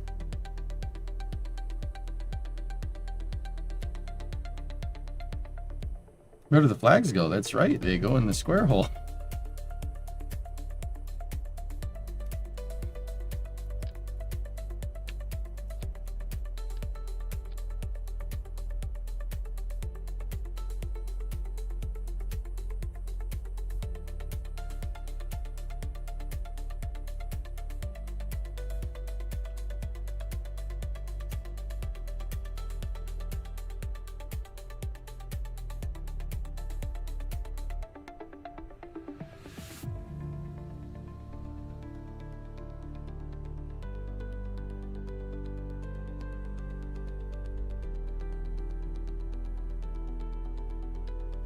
Wait a minute.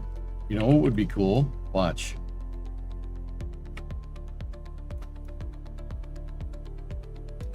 Oh, no. Nah, I don't want to do that. I was going to say, see these panels? We could make them look like... So Falcon 9 has covers down here, so you can get at the turbine machinery of the engine. It'd be cool to make the covers line up with the engines. But I don't think anybody's going to notice any difference there, you know?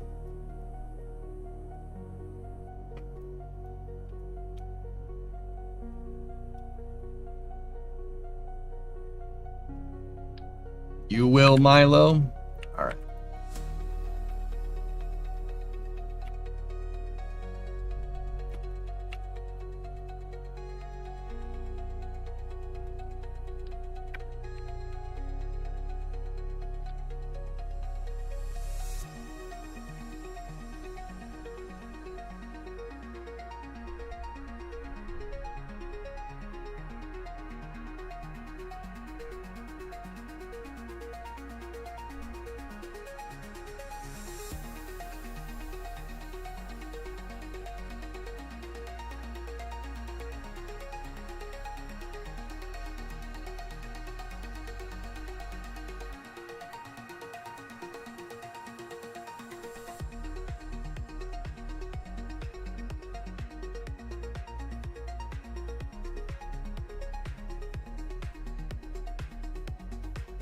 Yeah, that's centered. That's centered between the plates.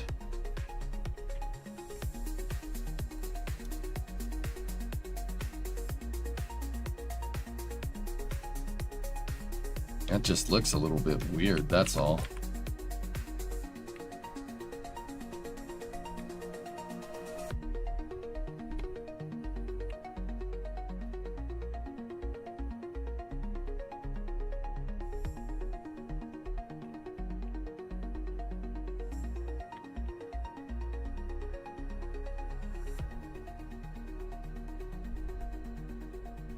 Son of a gun, the Falcon 9 engine section does that. It's the same config. Look. Oh, it's offset. Oh, I can't unsee that. Oh.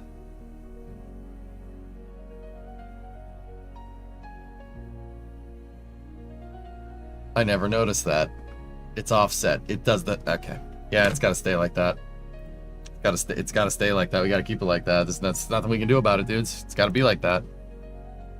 You got to do it. Sometimes you got to do what you got to do. Sometimes, chat, that's truck driving. That's what happens. Okay? It has to be that way. Sorry.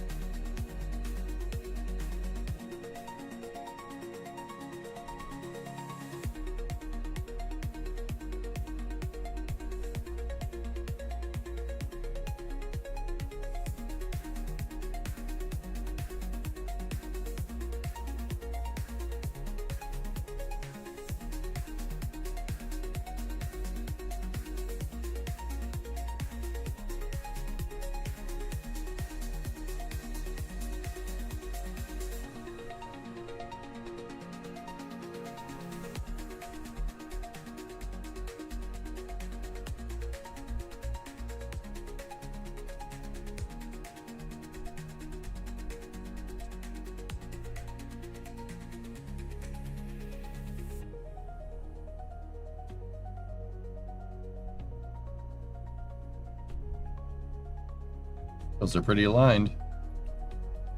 Why does it do that? I know why it does that. I remember now.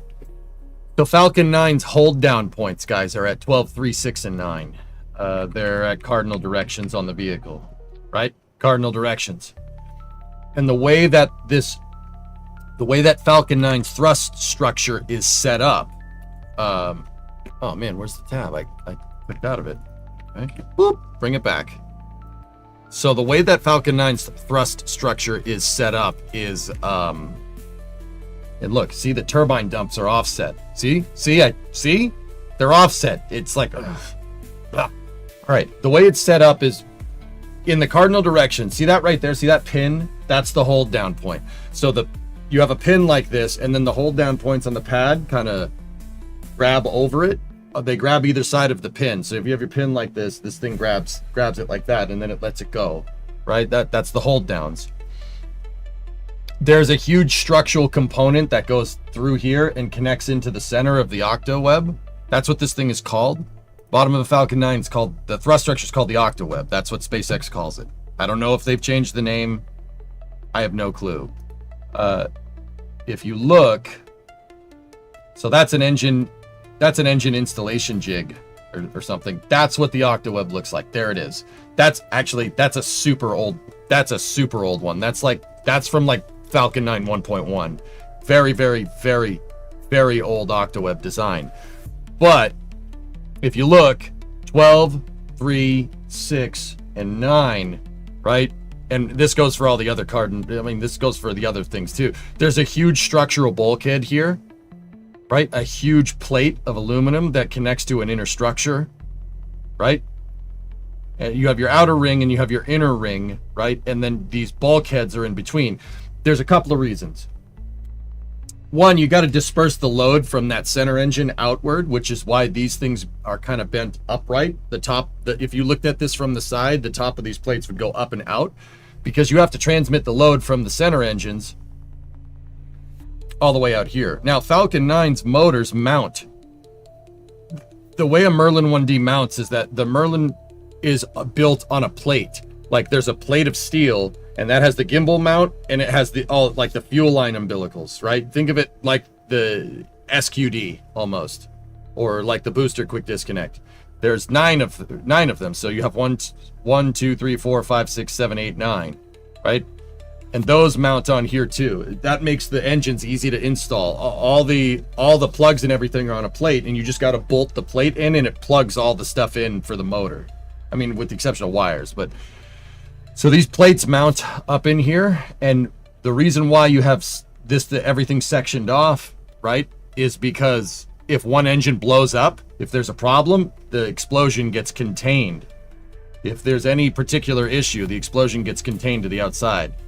Now, there's the inspection covers, which are also on the outside of Falcon 9. You can see them. You can see the inspection covers here on 1019. You can see them right there. There's 2 inspection covers between the hold down points for the 2 engines that are right there. Long story short, there's a gigantic piece of aluminum that goes in here and connects to the center, and that helps keeps the whole structure together. Engine sections need to be ridiculously overbuilt. See, there's another one right there. See, the Merlin engines are mounted way up there, and they're inside of these plates, and each engine section, each part of the engine section is sectioned off, so it doesn't, if one engine malfunctions, it doesn't break the entire rocket. It's pretty smart, dude. That's a really smart way of doing things. Everyone does that. Relativity's doing that with their engine section. It's kind of, and then they have 4 more engines mounted on the outside for some reason. But yeah, the reason why those engines are offset like that, why they're in like clusters of 2, 2, 2, and 2, and then 1 in the center, is because of the structural bulkheads and the hold down points. We can do the same thing. We basically built that. That's what we built. We built the same thing here. This should carry the load exactly the same, guys. Yeah, this will carry the load pretty much exactly like that. There's a reason why they wanted to get rid of that. So the older booster thrust structures, Kai, are much. I don't want to say anymore. The older the older booster engine sections, like on Block 2, so like full thrust, or not full thrust, like Block 3. So Falcon 9 1.1, like 1.2 Block 3, 1.2 Block 4, Falcon 9 FT. Those ones are harder to work on for reasons. When they switched to Block 5, they redid Falcon 9's engine structure. That whole piece was redesigned. It's structurally similar, but the way they manufactured it, they completely switched around how it was built, and that made it a lot easier to work on. It made it a lot easier to inspect the engines. The processes for like taking an engine off and putting it back on became way simpler, amongst other things. They basically made it easier to make more of them and fly more of them.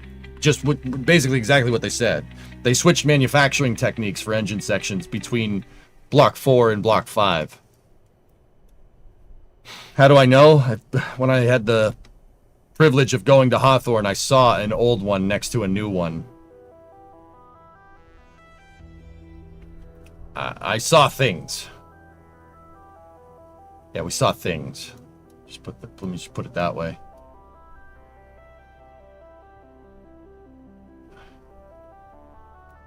Anyway, I don't mind offsetting ours like this. This is fine with me. I think that looks cool. What's getting me is the texture on the fairing rim, but there ain't much we can do about that.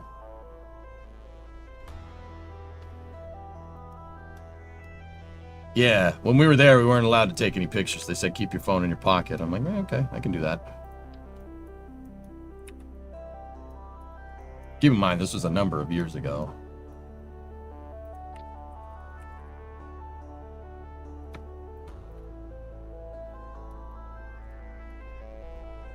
So I like to build stuff like this. This is, you know, like when we build, I like to build plausibly realistic. You don't just attach a bunch of motors to the bottom of a fuel tank. That's much more of what a second stage does. I like to build a thrust structure, and the fairings make good thrust structures. I'd prefer them over engine plates. Oh, these are back in symmetry. We got to remove them. Now, if I'm understanding this right, what we need to do here is set these engines with the cal overclock. This is the Spark overclock controller. Let's go here, and we can make these engines make more thrust. So thrust limiter.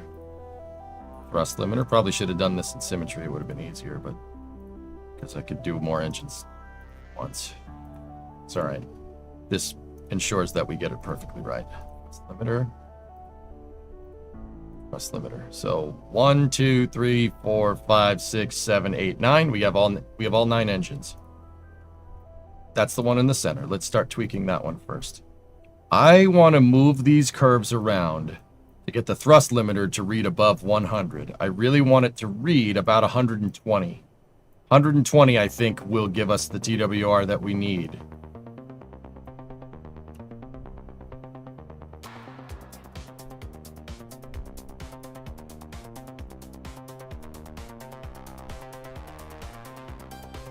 That's 119.98. Good.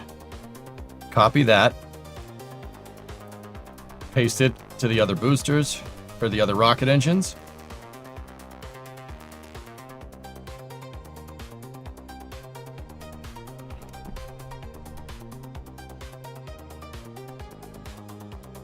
Now we got to set this value back to 2.5. And now all of these motors should be making about 120. 119.978 is perfect.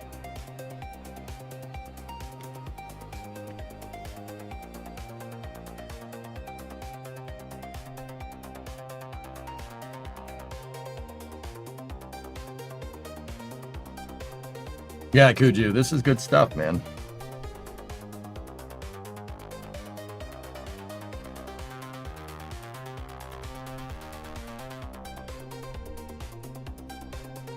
Block 3 Starship boosters, you mean?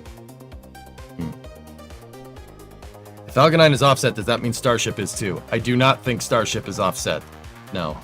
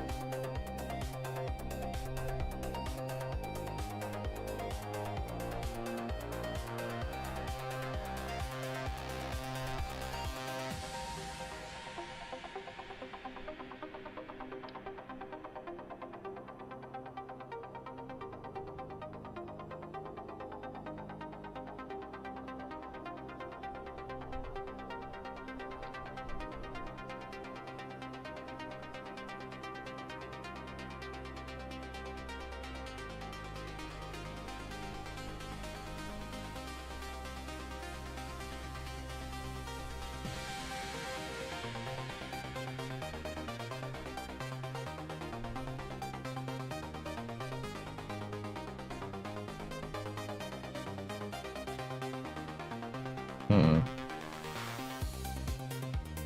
Hmm.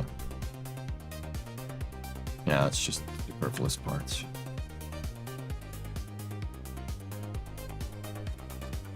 But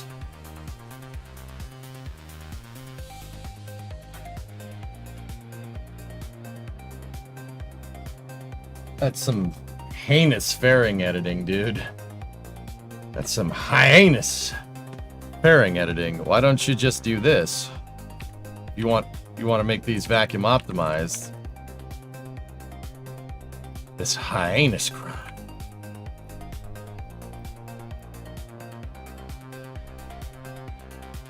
Oh, that expansion ratio, that expansion is awful. No. No. Yeah, nah. Yeah, nah. Yeah, nah, mate. Nah.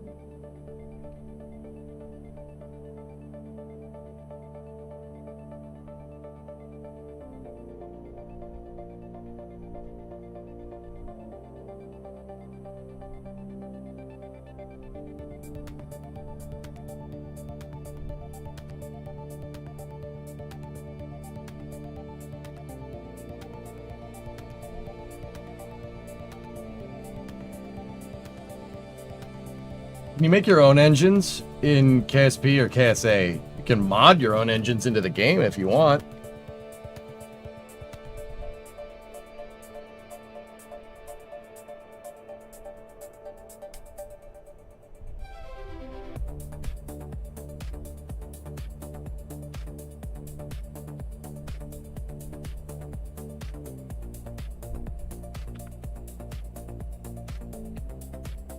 Yeah, if we wanted to make these look like vacuum optimized nozzles, we could do that, but you know, I think that's in the way of the thrust transform. I'm not sure that would work, and it looks ridiculous because the nozzles clip into each other. But that does look like vacuum optimization. It looks like a vacuum optimized nozzle, which is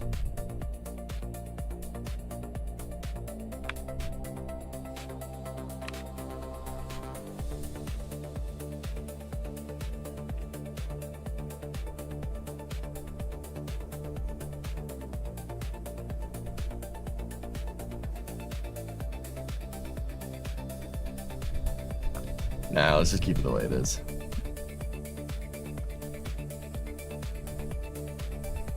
Gotta make them extendable. What, like an RL10 V2?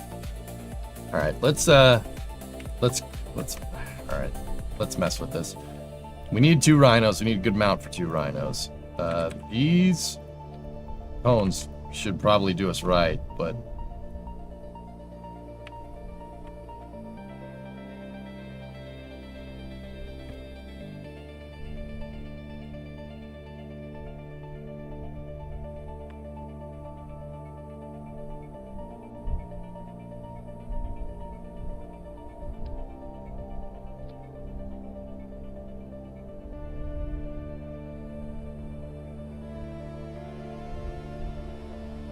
hang on a second, guys. Something fell in the garage. Either that or it's thundering outside. I'll be right back.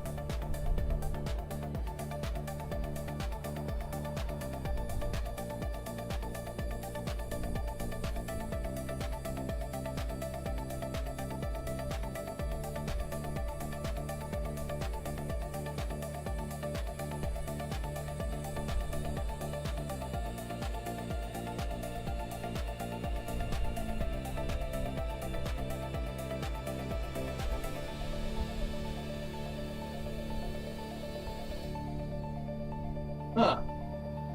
So, my neighbor's cutting down trees, and one of the trees just fell over, and it made a thump, and it sounded like something fell in the garage. But somebody that cut down a lot of trees around my house earlier this year, yeah, it makes a huge freaking thump when it hits the ground. I thought something fell in the garage.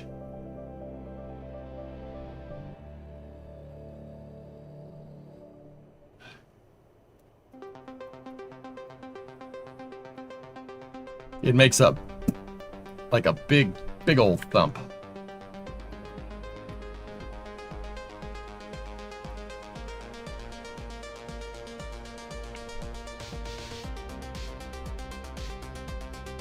Yeah, like I thought like a piece of the cornet fell off or something. Like, I mean, wouldn't be the first time.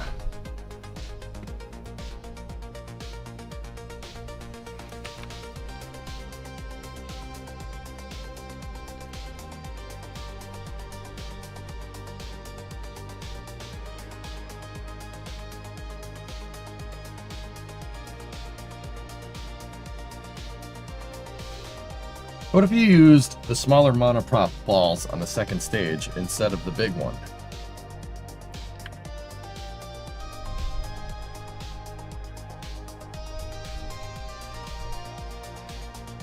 Dude, they caught another one. Damn, dude. Smaller monopropellant balls? That's the smallest one, dude.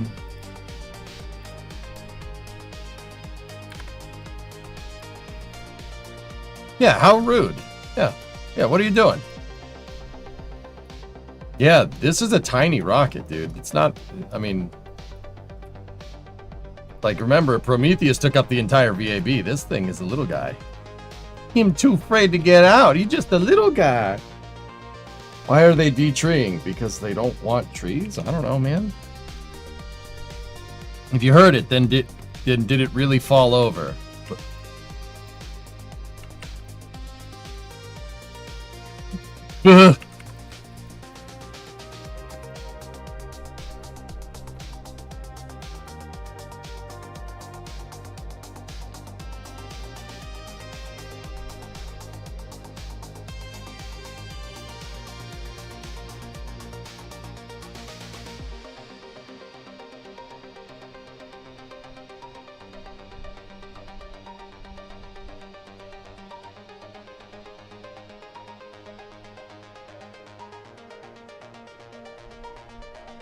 You know what?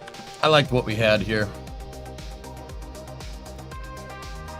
Oh, that's a pretty good structural mount. It's too long, though. Come on, straight up. How much mass is that thing? Oh, it's only 50 feet.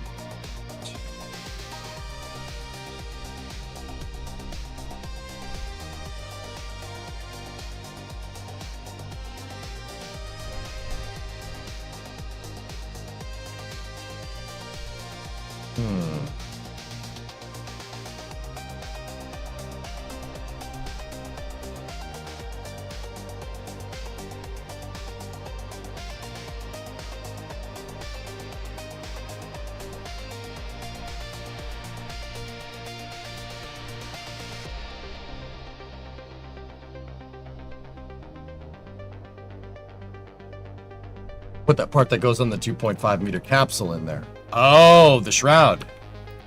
That thing. But we don't need that part.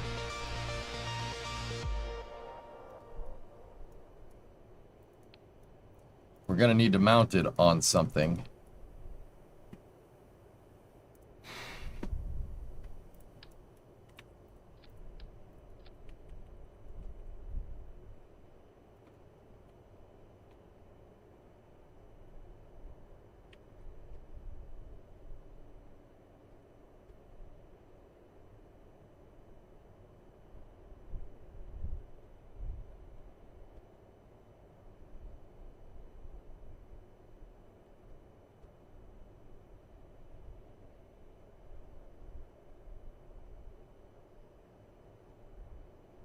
Yeah.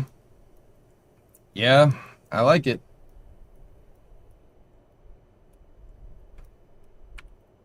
What else we could do? Take that thing, flip it.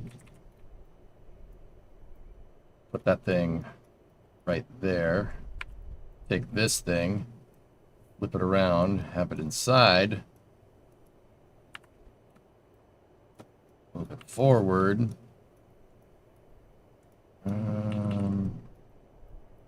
I like this. I like where this is going. Because you can't radially attach these. You got to attach them to something.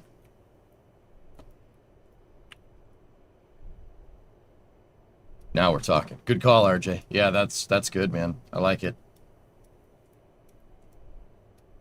Better idea. I just got an even better one. Go into aero. Go into the fan shroud. Right? Do the same thing with the fan shroud. Take the gray off there. Take the shroud. Move the shroud back. Move this that way. And then take the shroud. Move the shroud down.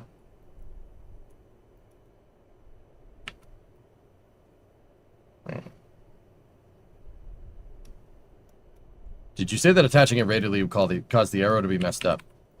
Yeah. Of course it would, Nuclear. I did say that.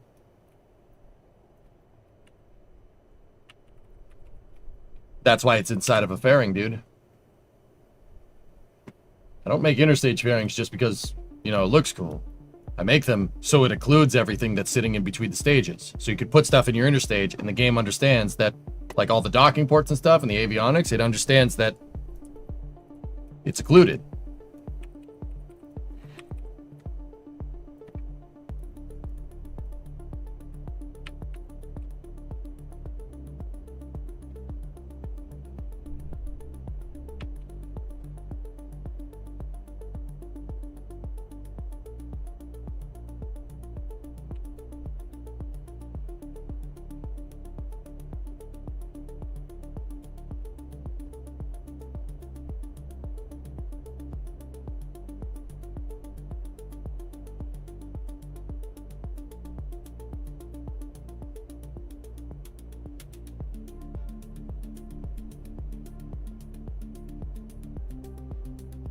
So it doesn't take the original point of attachment, just where the gizmo is at the final point. Yes, that's correct.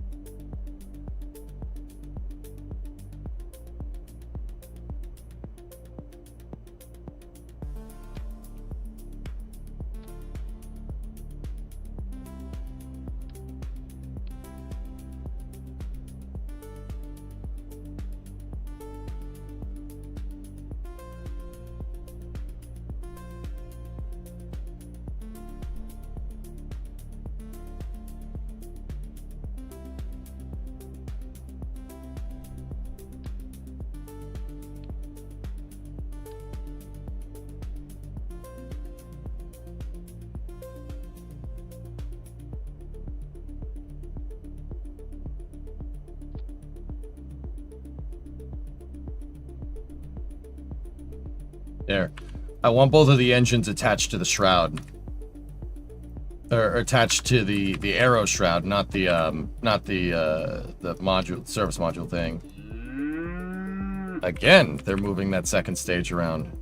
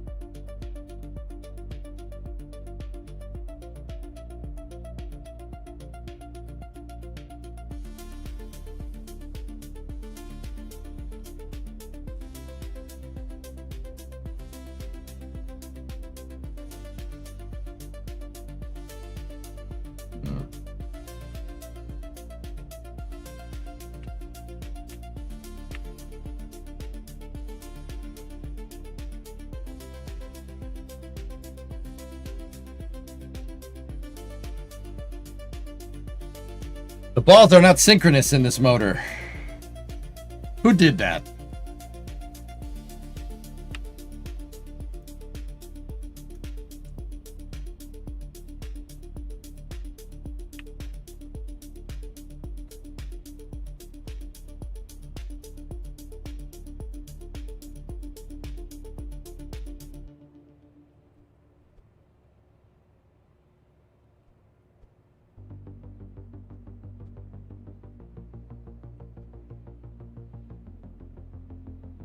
You update the icon for your Discord server. Nope, it's the same Coggers thing that it's been for a little while.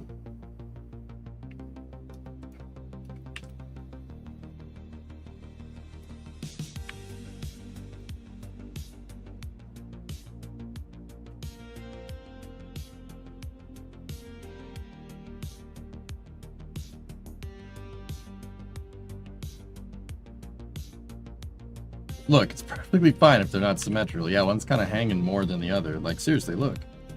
See? Left one's kind of hanging.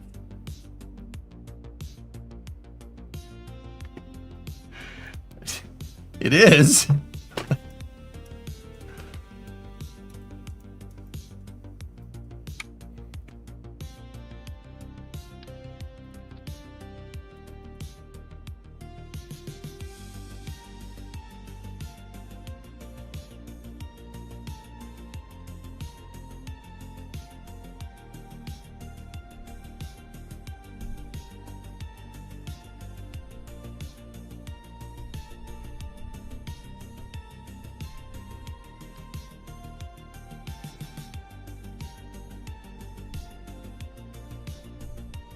Don't like that the plate of the engine is sticking out, but what are you gonna do, dudes?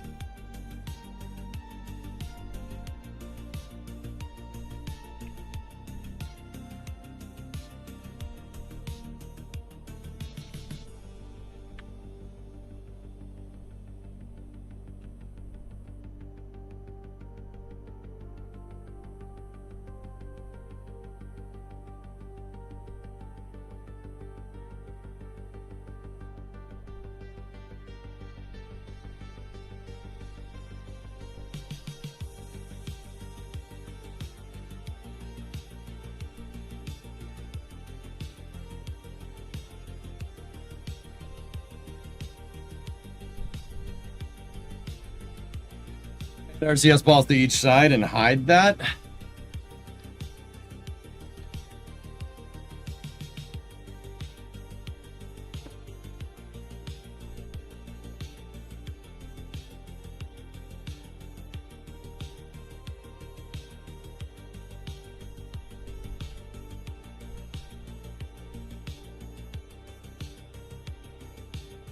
All right. Yeah, that makes it look not as weird.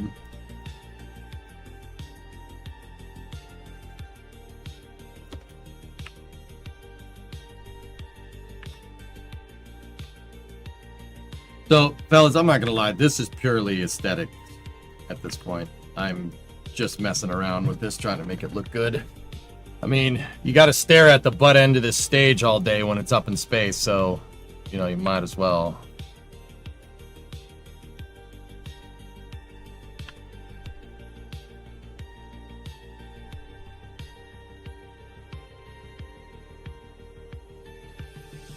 That's fine.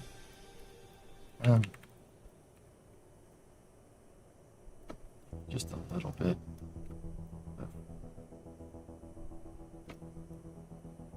Right there. That's good. And that's a custom, it's a custom offset there, so. But that looks good. They're pretty much even. Good. What about small nose cone instead of the balls? Yeah, that's... We're getting too much into aesthetics at that point, dudes.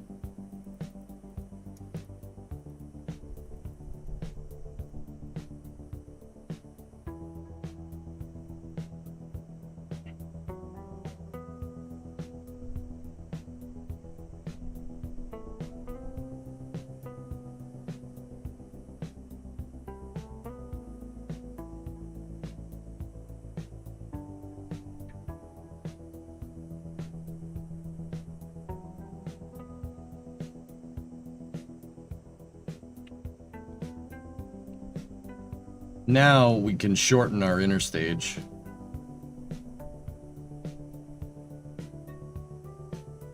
Oh god, using those tiny little boys is very strange.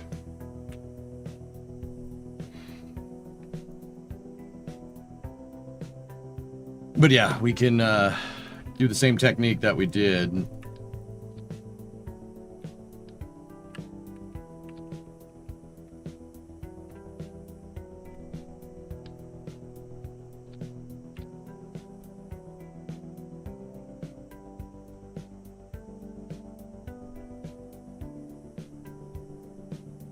So I'm going to make a ruler, right? And we move the ruler to be in the spot that it needs to be, right?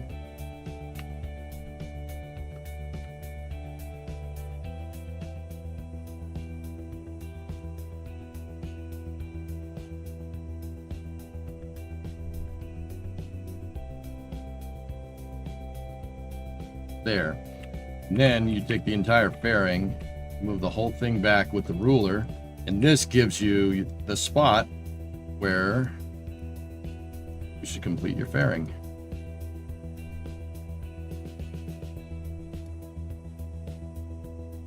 Zoom in a little bit on the ruler. You can find the spot where it clips, hit left alt and left mouse. Boom. Get rid of the ruler. Take this thing, move it back into its position. One more tick. There we go. Sweet.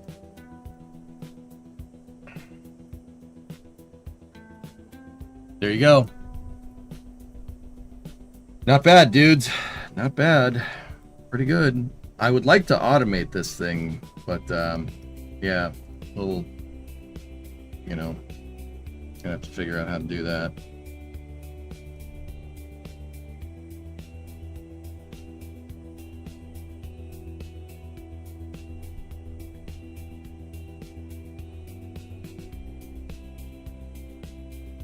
Excuse me, one hop. One last thing I got to do here. What I'm going to do is I'm going to hit same vessel interaction on the inner stage fairing and same vessel interaction on the FLT 400 fuel tank. All right. Reason why we're doing that is to help keep this thing nice and strong. That thing serving as a cup that the second stage can sit on physically because they're colliding, will make the rocket extremely rigid. It basically makes the inner stage structurally and aerodynamically work exactly like a real one does.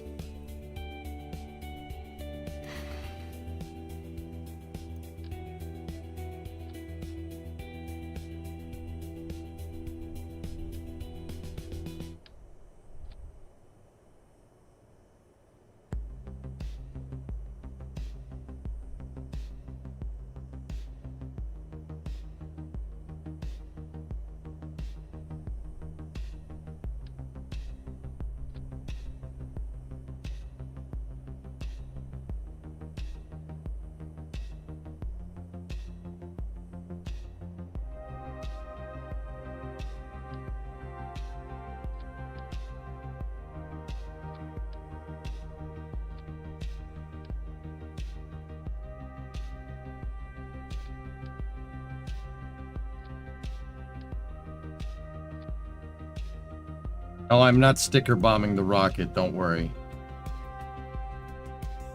The reason why I have flag packs like this is so you could put the name of the rocket on the side.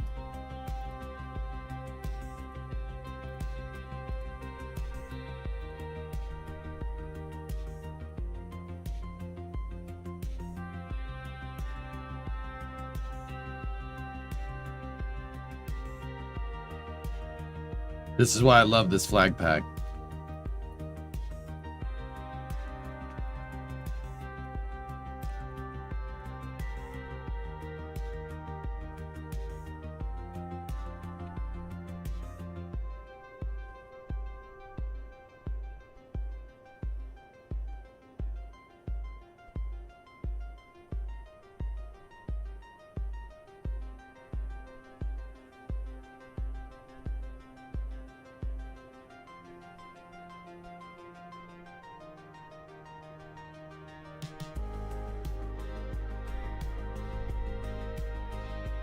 Eh. The letters aren't spaced back. There's was tossed.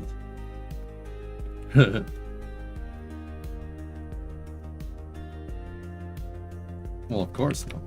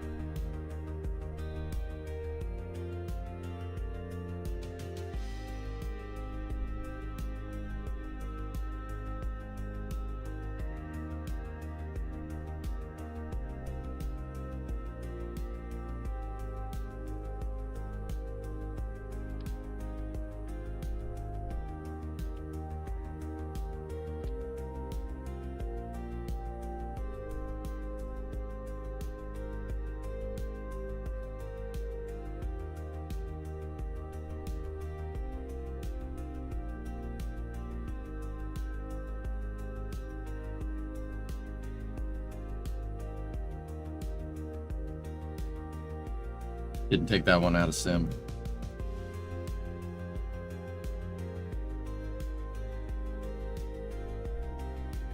Hey, Resender, what's going on? You know what? Flag needs to be bigger. Not big enough.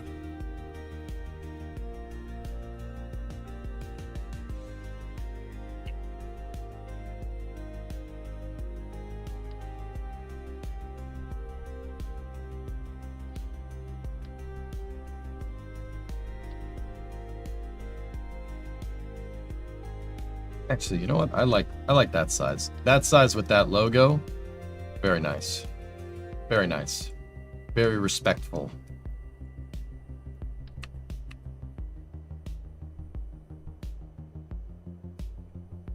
What's the A, B, C, D for? That is for when the vehicle's in flight, I know which side is which, Pigeon. That's a good indicator for rockets to show, for at least for you. It's a good indicator for me. So I can see you can see the orientation of the vehicle. That is the reason why there are checkerboards on a lot of the early rockets that flew. The checkerboard pattern makes it easy to see if the rocket's turning. So what I do in KSP is I label my rockets with letters. So you know A is 12 o'clock, B is 3 o'clock, C is 6 o'clock, D is 9 o'clock. You know the orientation of the vehicle. It makes it really easy to see how it's flying. Saturn V had that on the fins, correct. You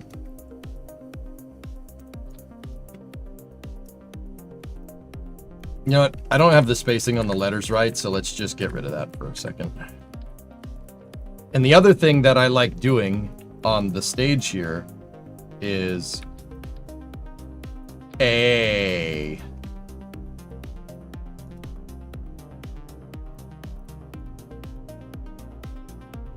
Yeah, that's what I like doing. A.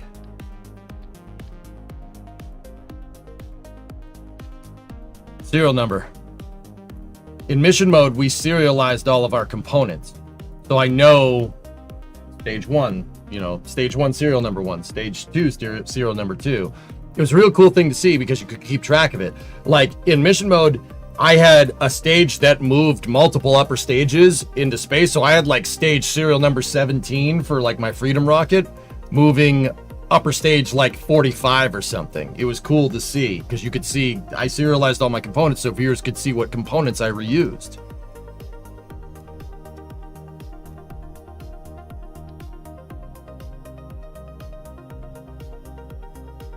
It's the Fonzie rocket, yeah.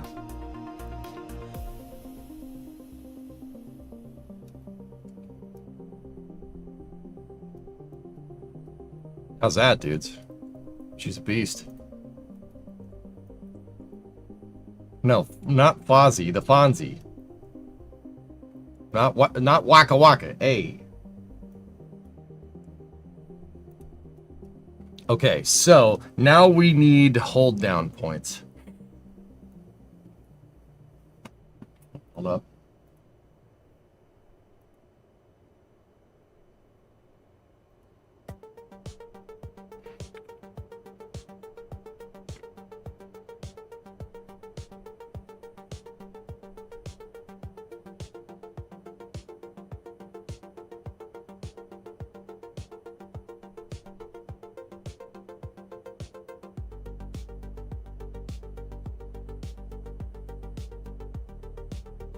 Finding of no significant impact. Okay, I know you guys want to see a flight test. I'm working on it. Give me 1 sec. Let me just make sure our staging and everything is all fine and dandy here.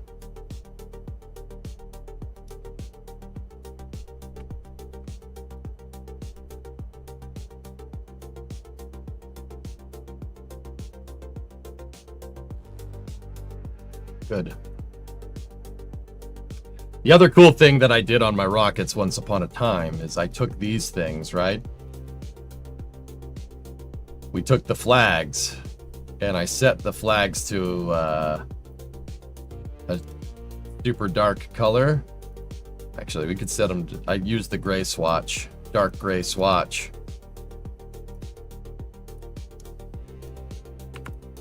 Right, and you can use it to make raceways.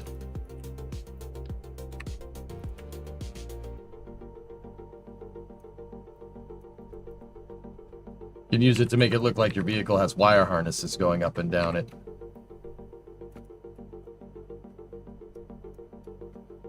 Pretty neat, right? I think this vehicle might be a little too small to do something like that, though.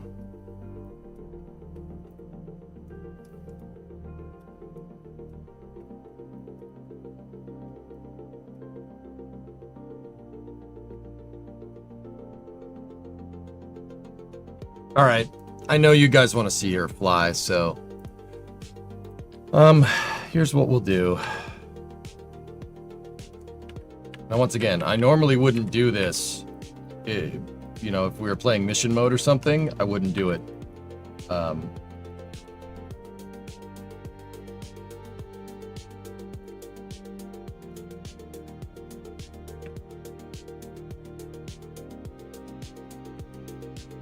The reason why I wouldn't do it is because there's the fun in that, man. What are you going to do about the clipping? What clipping, K3? What are you talking about?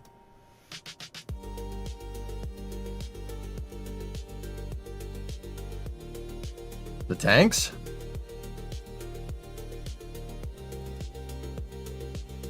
They'll be fine. They have no vehicle. They don't have same vehicle interaction. The only pieces here that do is the fairing and the upper stage fuel tank. Yeah, we should be fine.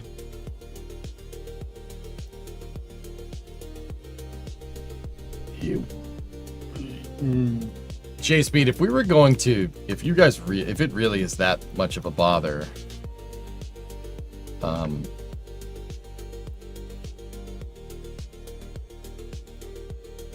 I can just put bands of flags around it.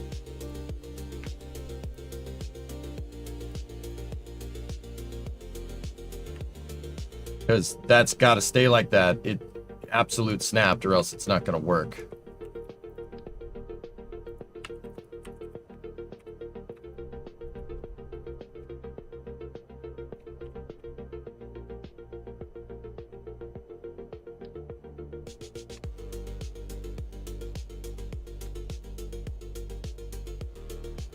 Yeah, the snap is there to get the right increment of overlap. There are other reasons why I've done it. The reason why is because I want everything to be spaced apart to the 10th point of measure. Well, okay. Your increment, okay? The increment of movement in KSP. I guess this is kind of an important building tip. The increment of movement. You see how if you have absolute snap on, increment of movement right there, that's 10 centimeters. Okay, so 10 centimeters, 10 centimeters, 10 centimeters, 10 centimeters, 10 centimeters, 10 centimeters. That's a meter. 10 of that, 10 clicks is 1 meter. Okay, the reason why I do that is because I like, if you absolute snap, or not absolute, if you just do an attachment with the attachment nodes, right? Your the attachment nodes aren't necessarily on a 10 centimeter increment. I like absolute snapping after you attach. You see how the top of the tank is kind of clipping a little ways into the fairing there? I like doing that. The reason why I like doing that is because if I, say in the future, I need a piece of GSE or something, a ground support equipment, right? I know that if my ground support equipment is designed to attach here at the very back tank to the 10th decimal, to every 10 centimeters, right? I'm about to say to the 10th decimal point, but that's kind of makes sense, but it kind of doesn't, right? If I attach a piece here and then start moving it on a 10 centimeter increment all the way up here, it'll match, right? So watch. See, I placed a piece there and it's absolute snapped and it's snapped to the absolute grid. You're good to go there. Now, if I took a piece and attached it to this tank, right? And then I did the same thing and I moved it all the way forward, right? It's on the same increment. See that? Perfectly clipped. It really helps when you're doing alignment with things. Like if you go to build a transporter erector for this, making sure every placement of every object is base 10 centimeter away from each other makes it easier to hook up components, docking ports, Kraken tech, whatever.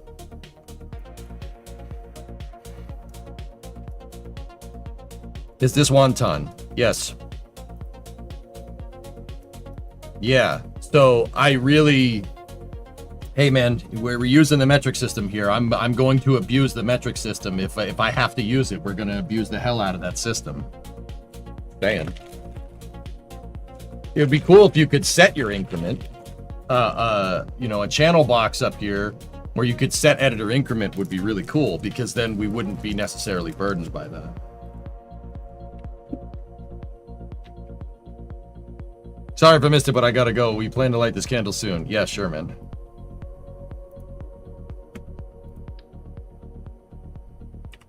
So I'm gonna put the hold downs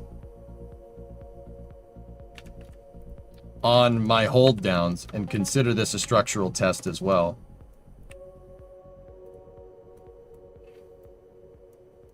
Okay, are our engines overclocked? They are. Now, once again, guys, I want to build out the rest of this. I really would like to build out the rest of the vehicle. I would really like to build out the, all the GSE, and this thing is going to need a transporter erector. I don't think we're going to be able to put this thing together like, Imahara. But that's okay. It's a little bit too big. I like your hold downs. What's up, dog? We heard you like hold downs. We put hold downs on your hold downs. I'll get rid of those for now. Let's just place these on there. And I do want to automate this eventually. I would like to automate this vehicle, get it to fly by itself. Be a lot easier. Electron style GSE then? I'm thinking more Firefly Alpha.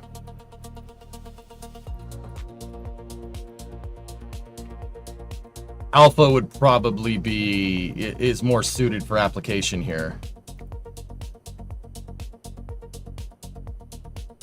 Yeah.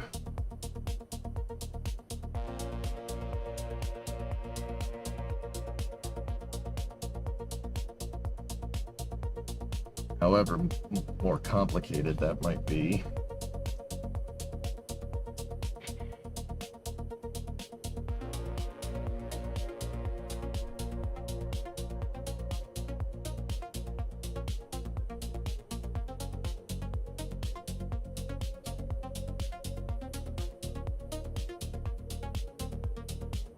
All right, let's send it.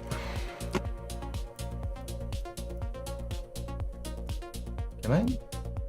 There's a better texture or something we could put on this. Wing texture.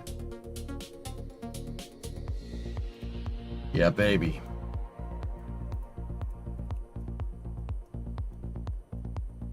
That just looks like structural bulkheads at that point. Neat. Yeah, that looks good. I like it. Anyway, all right, let's just double check our delta V number. See, our delta V did go down 1615. So So we have 1615 here and 1695 there.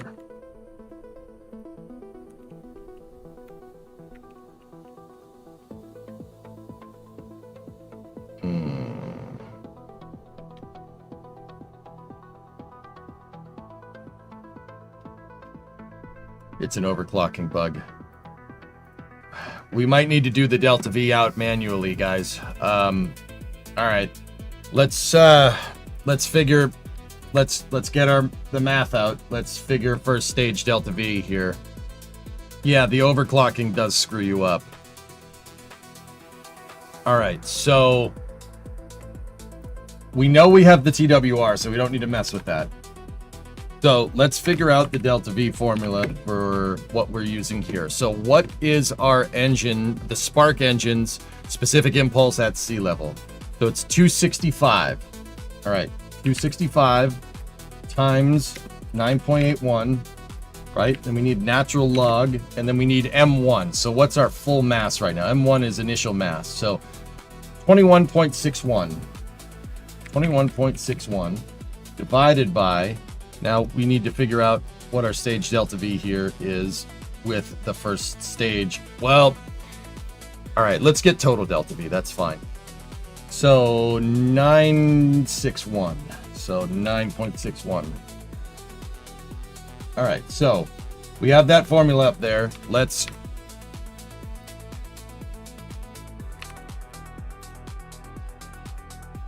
figure this out. So we have 265 times 9.81 natural log 21.61 divided by 9.61 equals 2106. Oh, we're good. Yeah, we're all right. Yeah, that's fine. Yeah, that's more than enough. 2106 meters a second. We verified it because, yeah, overclocking it makes the delta V, stock delta V calculator in game, it makes it go bananas.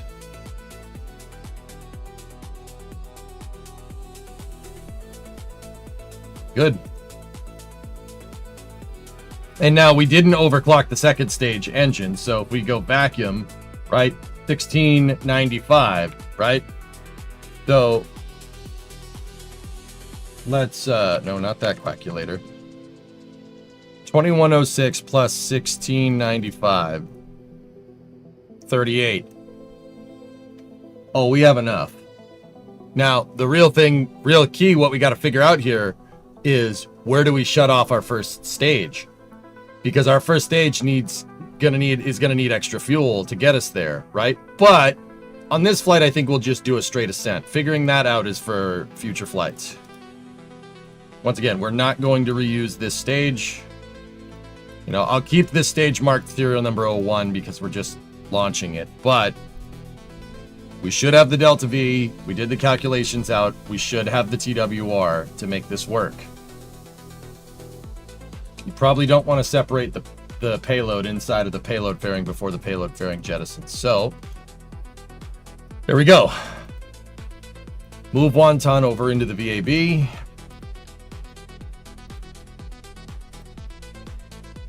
That's actually a pretty big rocket for this core size. This is a gigantic vehicle. Enough for boost back? We should have enough for boost back, yeah. Oh yeah, yeah, it should be enough. Look at this thing. Look at what we did. Hang on, I gotta put that up there to get rid of that clipping. Yeah, baby.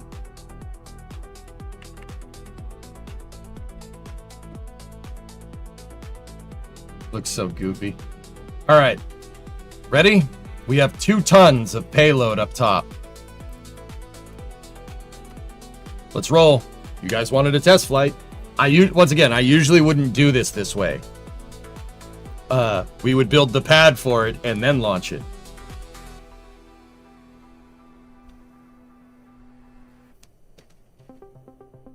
Oh yeah, look at how sturdy that thing is.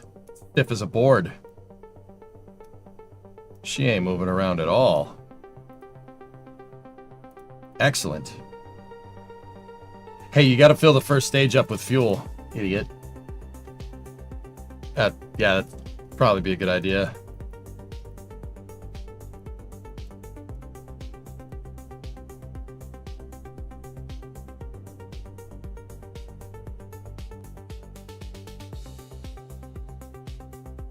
Yeah, filling the first stage up would probably be a good idea. I know what's wrong with it. It ain't got no gas in it. The other thing I didn't do is configure my thrust vector control for the first stage how I want, but it's fine.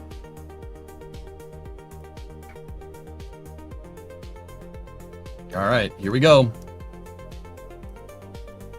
T minus 10, 9, 8, 7, 6, 5, 4, 3, 2, 1. Oh, wait. Are the engines not overclocked? Oh, no. Oh, this is fine. It's not fine. This is the precise reason why I don't just put it out and test it. But you guys got to see some explosions, so it ain't all bad. 120 isn't enough, huh? Should have done the calculation, shouldn't we? Well, back to the old electronic brain. Dude, I could have sworn that would have been enough for these 9 motors, but you didn't account for the extra mass of fuel. But do you see how I assumed? You see how I assumed? Dude, even me, with all this experience, you still make mistakes. It still happens. I assumed that our TWR is good enough because I guesstimated it. That didn't work. That was a really stupid idea. We should have done the calculations out by hand. That's why you do analysis with this stuff, for this exact freaking reason. Because, dude, can you imagine if I had put that thing out on the launch pad and done that? It would have blown up my entire launch complex. Not great. What's the weight of your cables? I forgot the cables, damn it!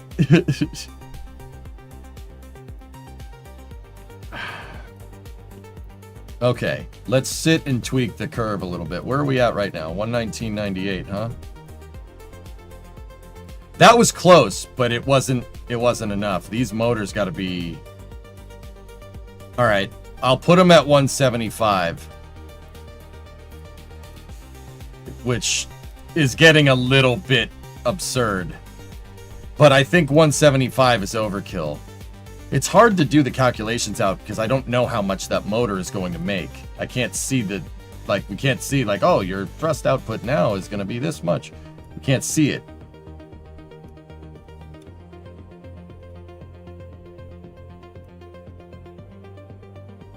Okay, 175. He's going to boogie now, or at least I hope it does.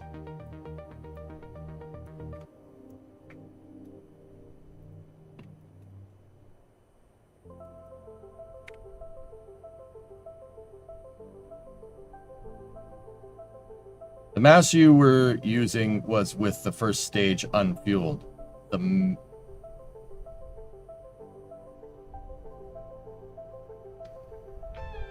I never did a mass calculation, I just kind of sent it, and it came back to bite me. That's why you don't do that.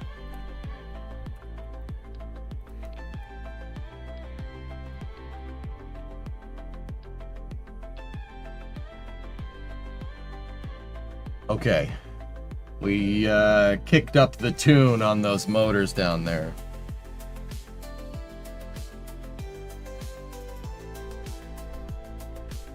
You're rapidly iterating. Well, you're not really supposed to do rapid iteration per the mission mode rules, man. You're supposed to do it right.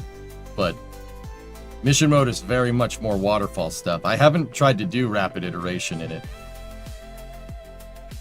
All right. So this is, I think this is overkill, but I'll modulate the throttle to see what gets us the right TWR.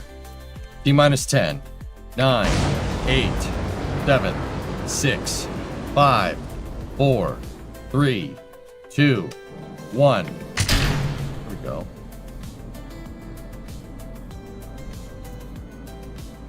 All right, she's moving.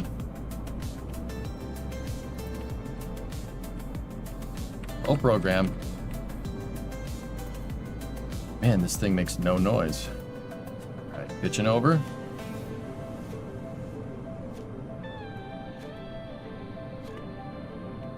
See, I don't think this is even going to tell us the right... Oh, no, it's telling us the right TWR. That's good. Actually, that's pretty right. That's pretty spot on.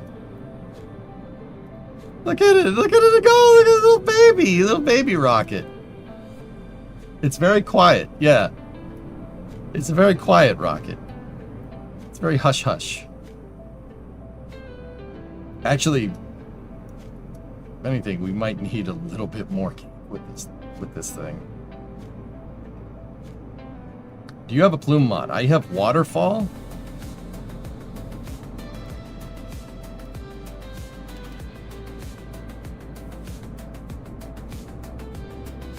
How many meters high is this? I have no idea.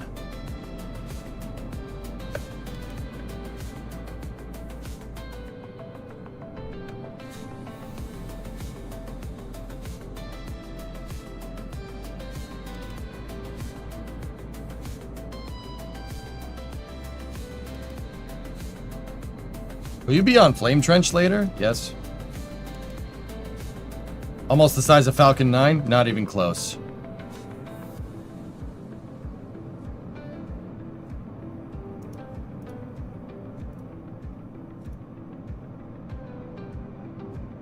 Guys, these engines are actually, it's not good enough. Our staging velocity is, our trajectory is good. Staging velocity is terrible. We have grav losses on the second stage, and we are not gonna make it. We're coming back down.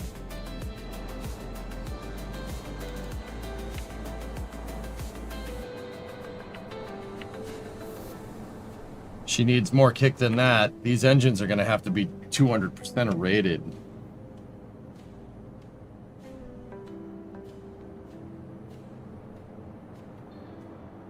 That's not great.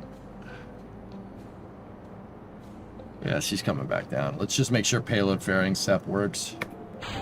Oh, it works. RCS is working correctly. Can we have a solid rocket first stage? Yeah, I guess.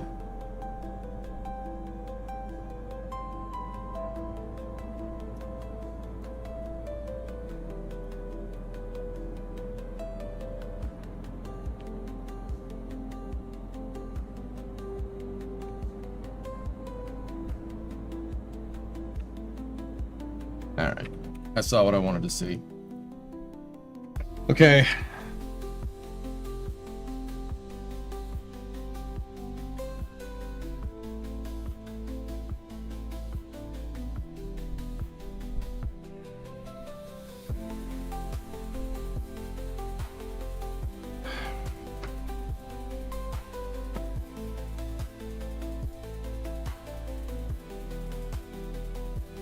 Shoot, man, it's got to have more power. More power.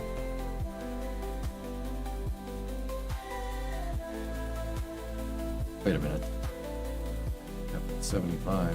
That was like 1.1 TWR, if I was looking at that correctly. It's got to be... We have to go deeper. Where are we at there? 238.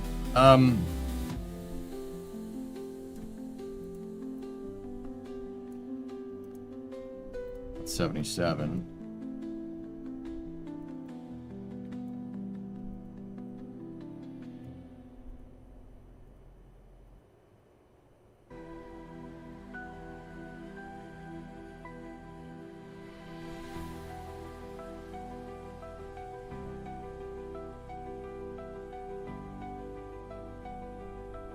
Discovery, go at throttle up.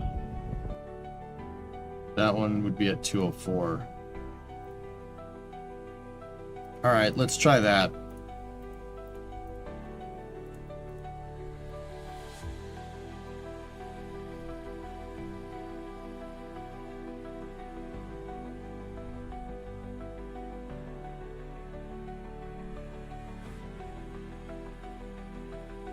Is the lore for this that you're mimicking Rutherfords? They're not really. That's just kind of a coincidence. Hey, Ox, what's going on? 48-month resub. Second stage TWR is okay. Second stage TWR is just fine if it's up there and not down in the atmosphere where it's really not supposed to be.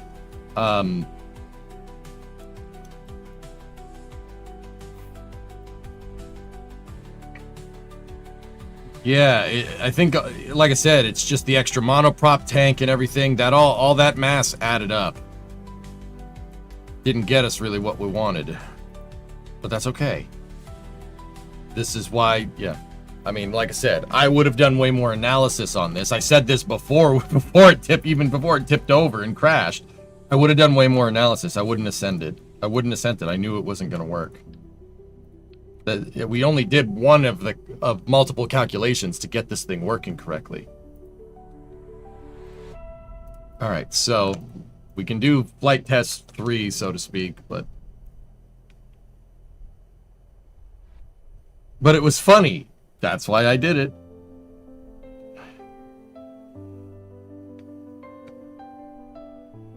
Yeah, Evan, our TWR was no good. It was bad. All right, let's try this again. Let's see if it gives us a good reading. T-minus 10, 9, 8, 7, 6, 5, 4, 3, 2, 1. That's 1.4. That's what we need. 1.4 out of the gates is just fine. Turn. Pitch over.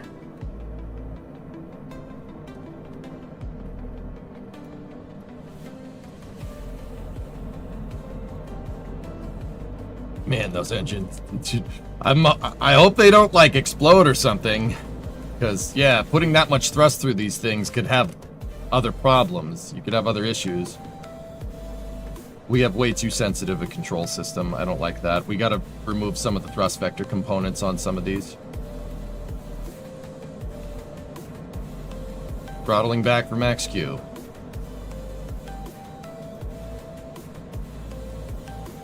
Any weird drag? No? No, looks fine to me. Yeah, that's pretty standard stuff. Okay. We need to get our staging velocity, guys, needs to be like 800, 900 meters a second at like 25 kilometers to get this right.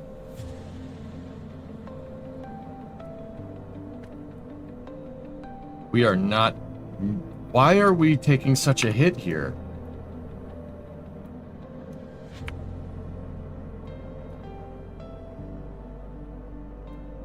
Ugh. That's bad. Very bad.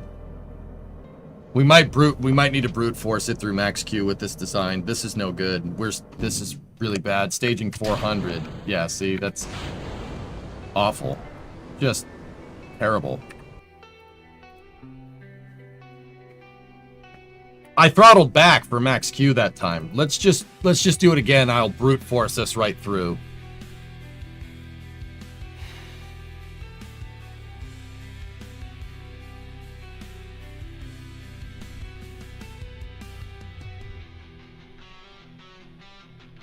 All right. T-minus 10, 9, 8, 7, 6, 5, 4, 3, 2, 1. There we go. All right. So this time we're going to brute force this thing right through max Q.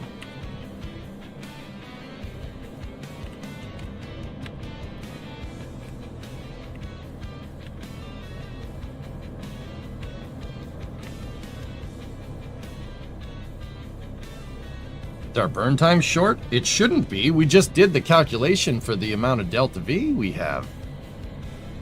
It should be like it's 2,000 meters a second. That's fine. That works.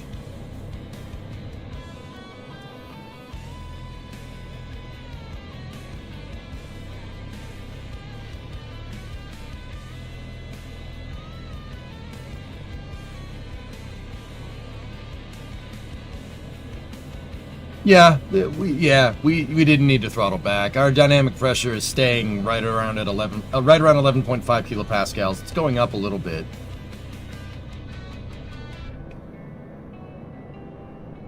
Vehicle's transonic.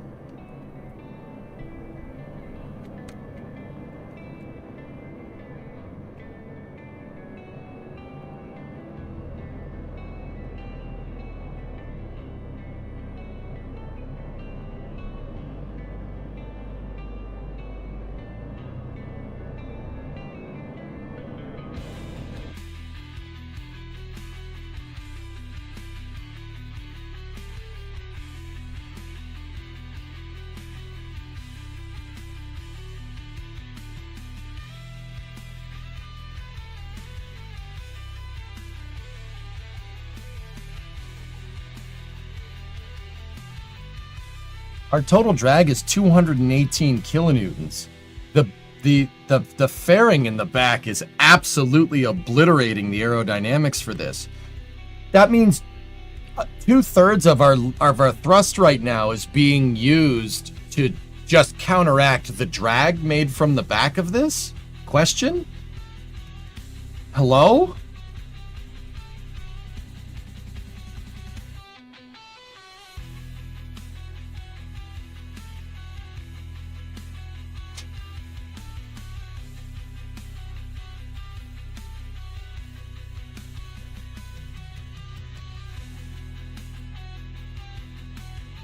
Whoa, something up here is causing a lot of drag too.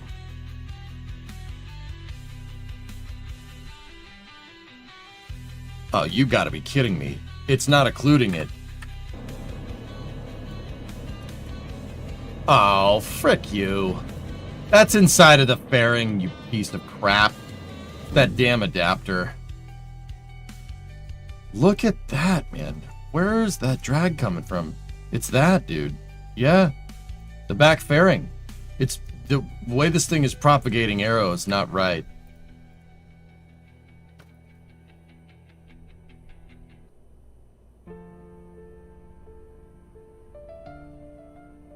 Alright, we gotta go back to the drawing board. It doesn't like that engine section at all. Why? Why doesn't it like it? Also, this stupid adapter is not doing anything and it's wasting my time. It's mass and drag, so I'm getting rid of it. I don't care if that looks like that. That's fine.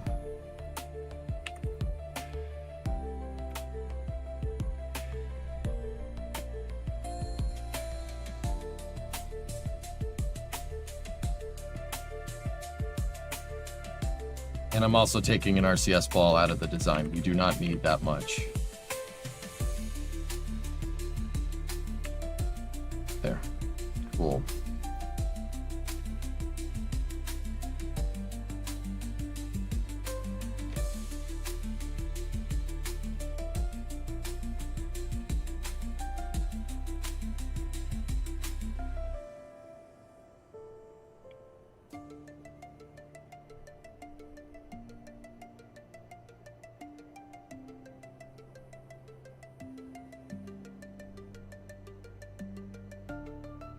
Try again now that you removed the service module. The engine section could be fine.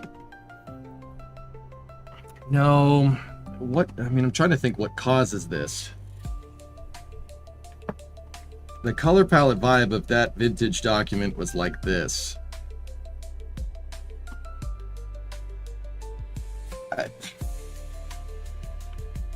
Dash, that does not help me, dude. I've shown thousands of documents on stream over the last decade, man. I don't remember. I'm sorry. You say vintage documents, you got to tell me what it is. Like, what were we looking at? What was in the document? What was a picture of? I don't know. I couldn't tell you. I can't tell you just by the colors.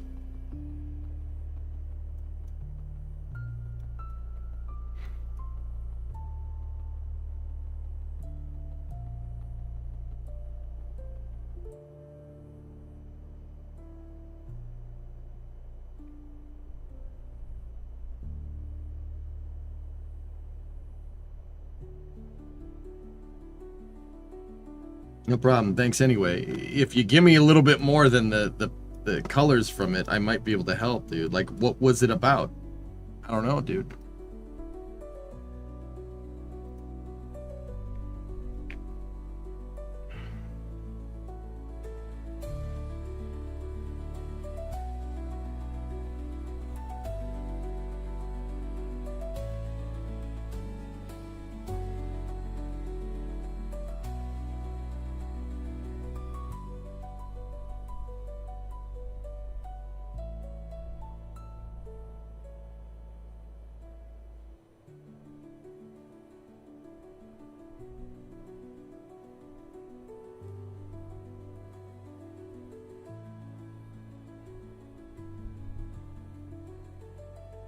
So, guys, I want to give you a little bit of an update. Like, what I was looking at from the drag calculations from that, this thing aerodynamically is acting like we did this.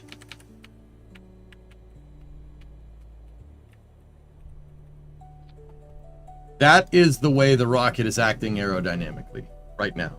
That's not good. That's not great. That's really bad. And I'm not 100% sure why, because I didn't do anything like that. The arrow is just absolutely killing us.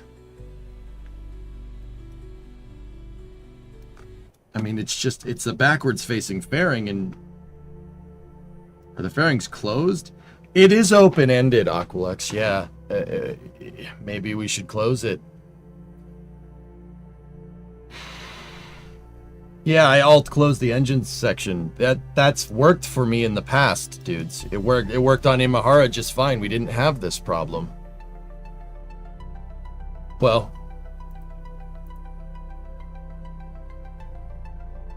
give me 1 second. Because Imahara used the fairing rim as its hold down point.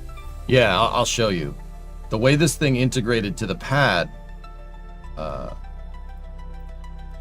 is an open-ended fairing. See, it's the same fairing, same piece, same design, same almost the exact same tankage. Man, this thing really was a good little rocket.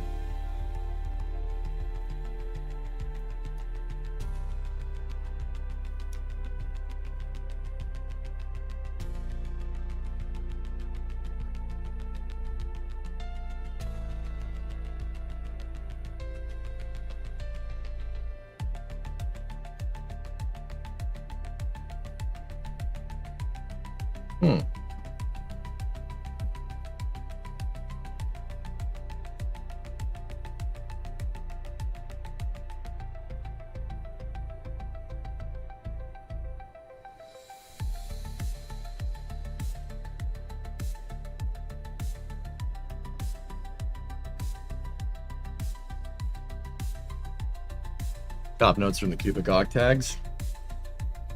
Well, it's the fairing that's doing it, Ox. It's not that, but I mean, I don't know.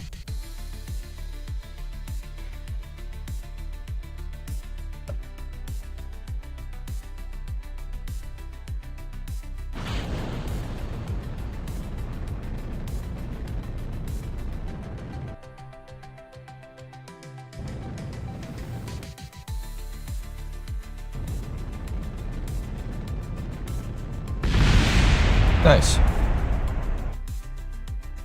See, that one makes no drag.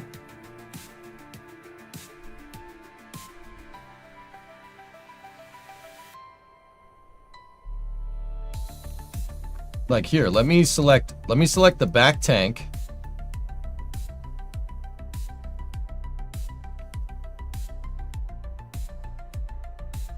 Well, actually, dock this. Let me select the...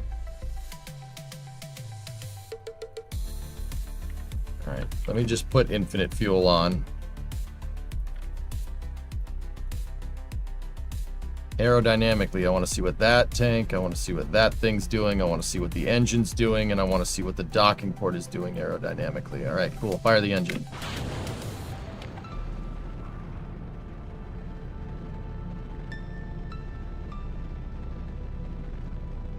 This is fine.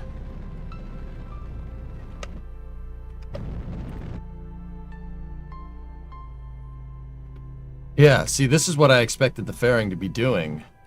All right. Oh, boy.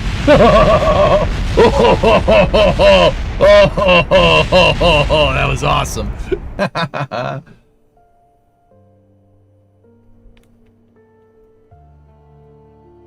And I made sure to separate it from the vehicle to make sure the vehicle wasn't screwing with our aerodynamics performance. This is how rockets are tested in real life, right? Oh yeah. That's that's how it works. Do physicsless parts pass their drag onto parent part? No, they pass the mass information onto the part, not aero. They're physicsless. We should be calling physicsless parts aeroless parts.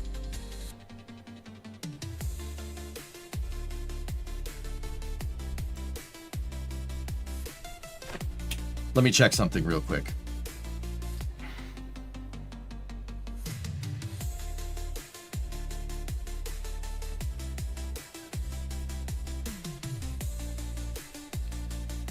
Nope.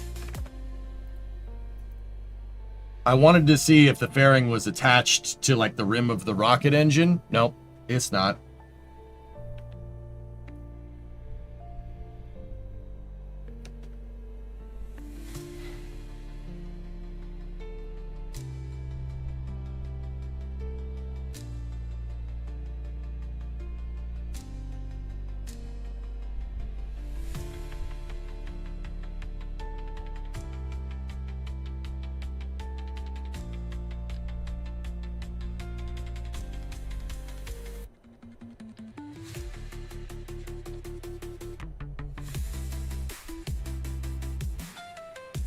Fine.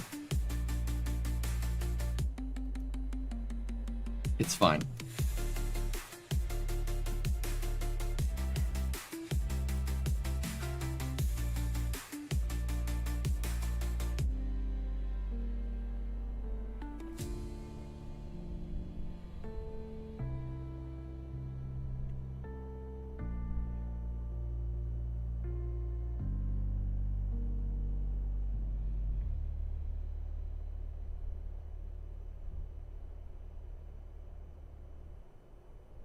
I mean, Alex, like, you know what, dude? You might be right, like, but that doesn't, like I said, that doesn't really make a lot of sense. Like, there's nothing here that says, like, I have a open-ended fairing, and the other one has an LVT-45 in it, and that's it. I gotta see this. Hold on, let me.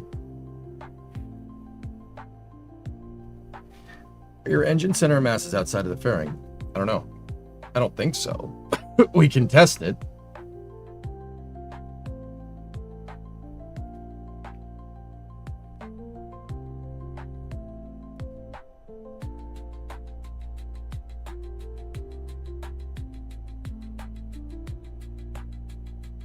Yeah, we're gonna want to disable rear steering here. Let's go here. Like that, select the back tank, right? Let's select an engine. Select an engine on the outer, or a cubic octag on the outer ring engine, right? And then I want the center engine.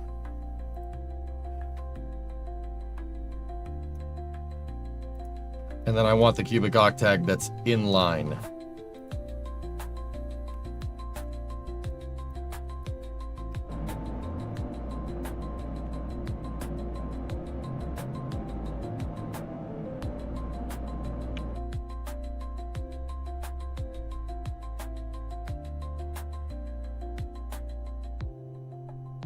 So the fuel tank that's pretty much working, right? The fairing is not. And cubic octag strut. The cubic octag strut that's in line is generating 0. But the cubic octagonal struts that are on the outside are generating a little bit of drag. And the engines are generating just a smidge too. They are not occluded, but they're making a negligible amount. And then my fairing is making 60 kilonewtons right now. So if I turn the engines back on, right? First of all, that looks amazing. If I turn the engines back on right now, all right, our total thrust output, right, is 304 kilonewtons coming from this thing. Pretty good. Pretty good. 95 kilonewtons out of that 300 is drag. So we're using a third of our thrust right now to overcome the drag from that damn fairing.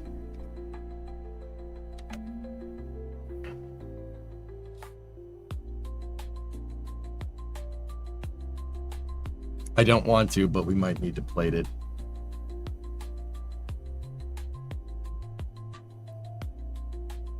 That tracks with the actual performance. Yeah, for when we went up. Yeah, exactly.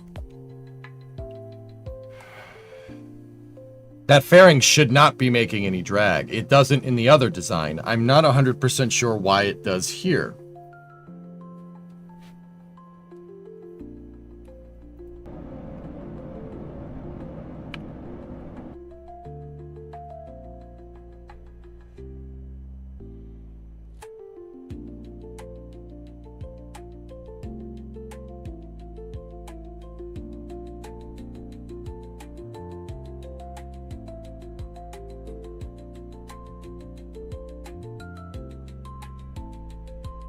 Oh, this thing's about to blow up, by the way. Man, that's a shame, because this certainly looks the part. I'm really hoping we could figure this out. Maybe it's because it's tapered and the other one isn't. Possible. Is the second stage payload fairing having the same issue?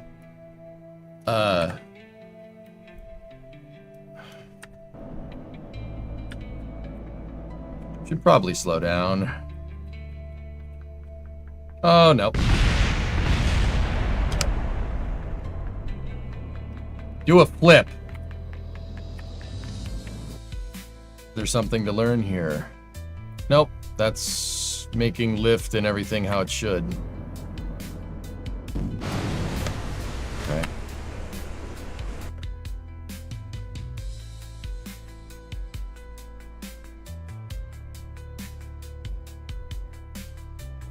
Yeah, Ox, I've made engine sections like this in the past, so I'm really wondering at this point what's the problem.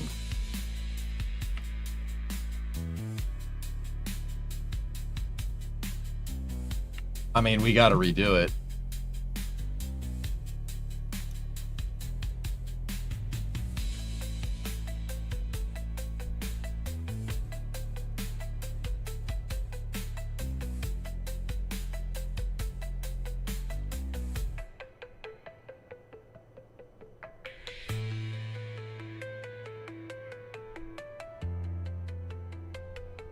Is it a hierarchy issue? Shouldn't be. Does the nose cone attached to the fairing help?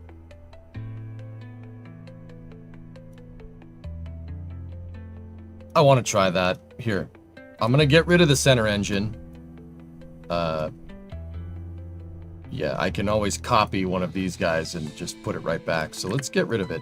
And that should leave my fairing node open. Right? What happens if we put a tail cone in there, for instance? No, just paint it a different color. All right, let's just give it a nice tail cone or something.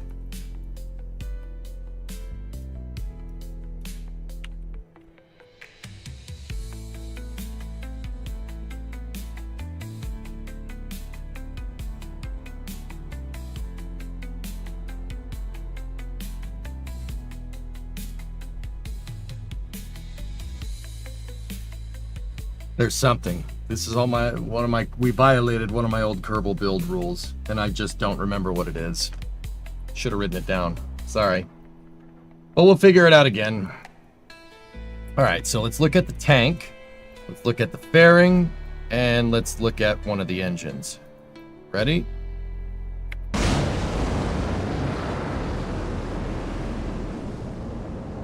And we should probably look at the nose cone as well.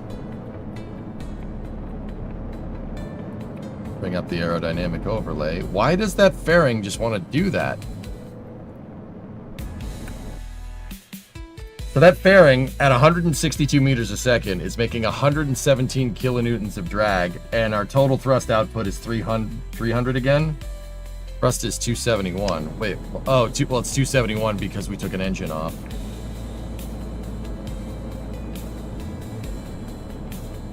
Nice.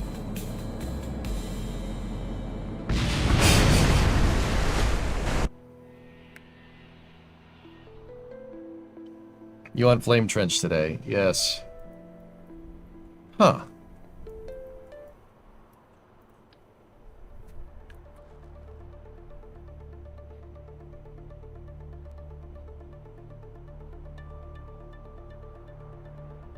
$204.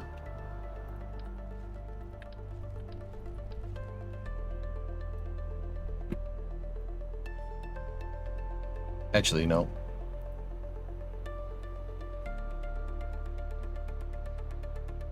Hold on a second, dudes.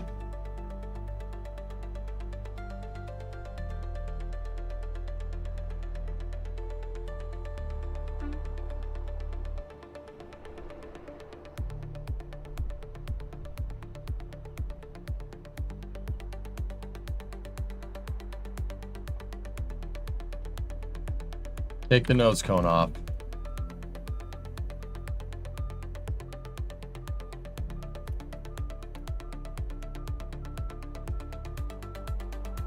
Beep, beep, take the flags out.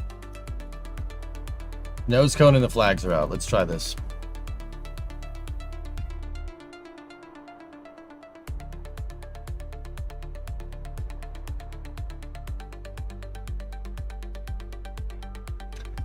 Muffin, that might fix it. Yeah, it's possible. That may have been what I did with the other one, dude.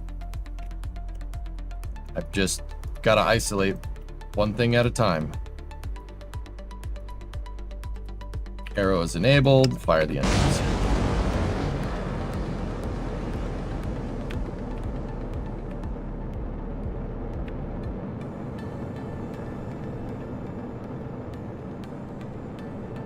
Okay, freeze it, tank.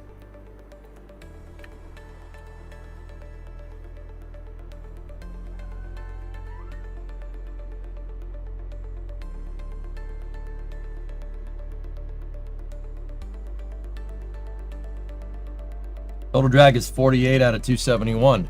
It was the flags.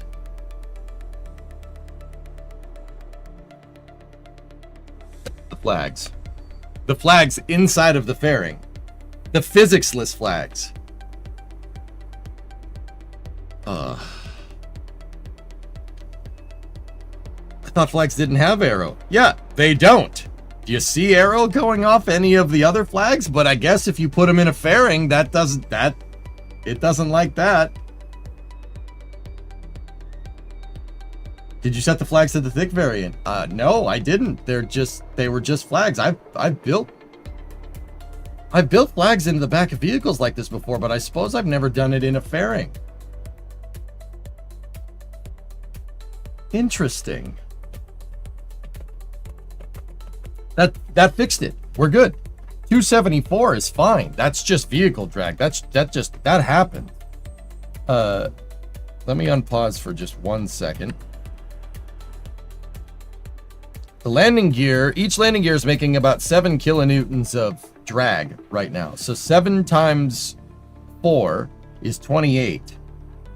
We're making 47 right now. So that means 20, the actual vehicle flying through the air is about 20 kilonewtons of drag here at 159. Yeah, it was the flags. Yeah, I've put flags at the back of the vehicle before. That's been a thing, but I guess I never put them on the bottom of a fairing like that. I thought because they're physics-less that it wouldn't be a big deal, but they're not. Like thick digital flags. Yeah. That's definitely a thing. Here, what about the autosave? Does the autosave have the 9 engines? No, it doesn't. Okay. What was the issue? Flags in the back of the thing. So Yeah. Putting flags inside of a fairing will make the fairing very angry.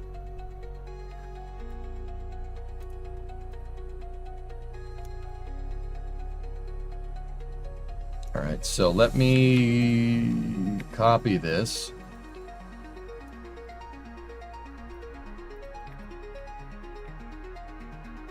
Reattach it to the back there.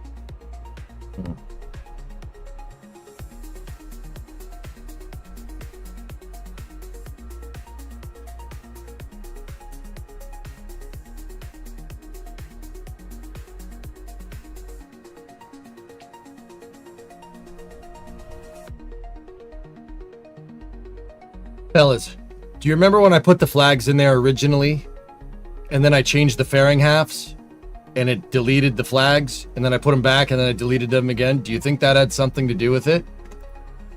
Maybe we should, well, no, it was working now. It's possible that Kerbal did not delete the flags and there was like 30 or 40 flags stuck to that thing.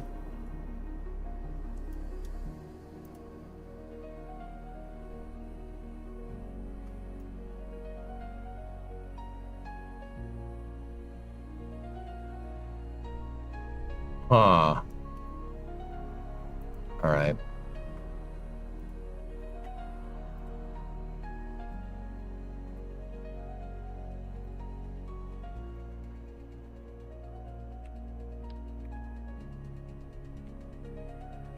Nice rocket car. Oh, thank you.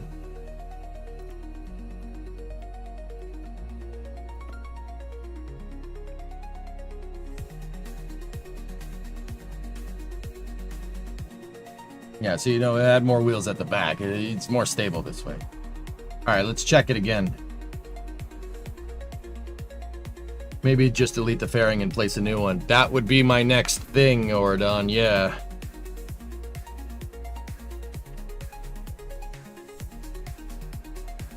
Yeah, I've never seen that before. That's never happened.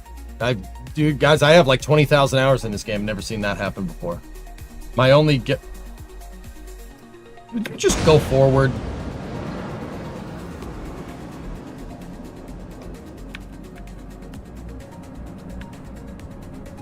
Yeah, we're fine. We're not fine. We're fine aerodynamic wise. We are not fine crashing the vehicle wise.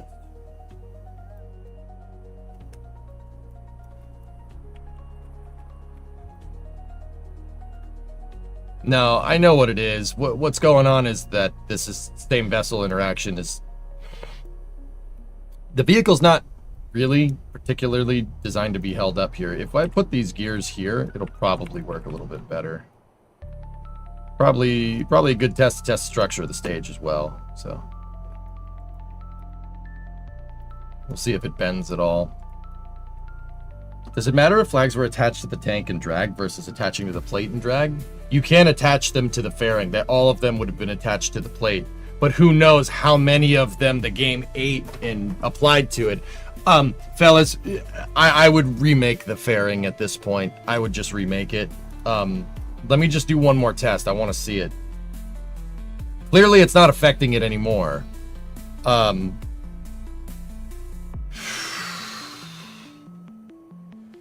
Yeah, she ain't affecting it no more, but...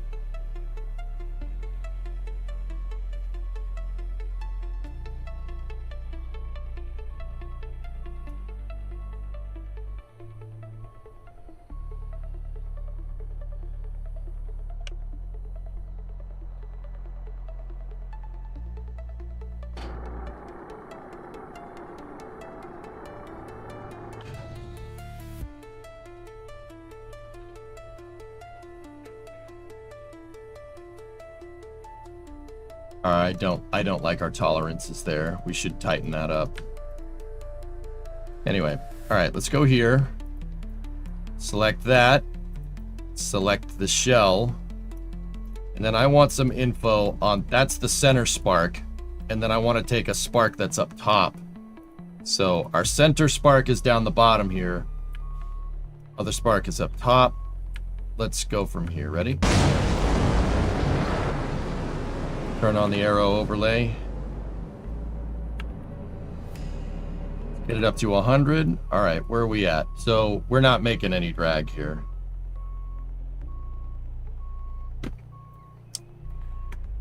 I'm gonna shut that off. The beeping noise on Starbase Live. So the total drag here is 23.394 kilonewtons. Hang on, let's just bring the landing gear into it. Each landing gear, the 4 landing gears that we have deployed are making 4 kilonewtons of drag each. So 4 times 4 is 16. So 16 of that total drag right there is being, 16 out of 28 is being made by the landing gear. And we have 304 at liftoff. We're good. This is fine. Now, my spark engines, they are generating a little bit of drag, which means they are not occluded by that fairing section.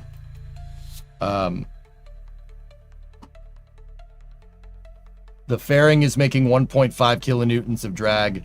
Fuel tank is making 0.65. That's all happy. Everything's happy in there. Let me just shut this off and hit the brakes.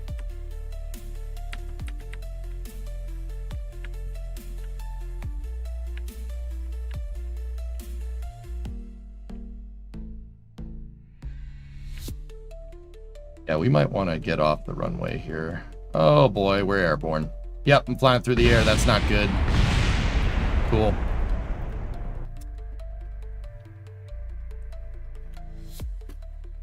All right. I like what I see. This is fine.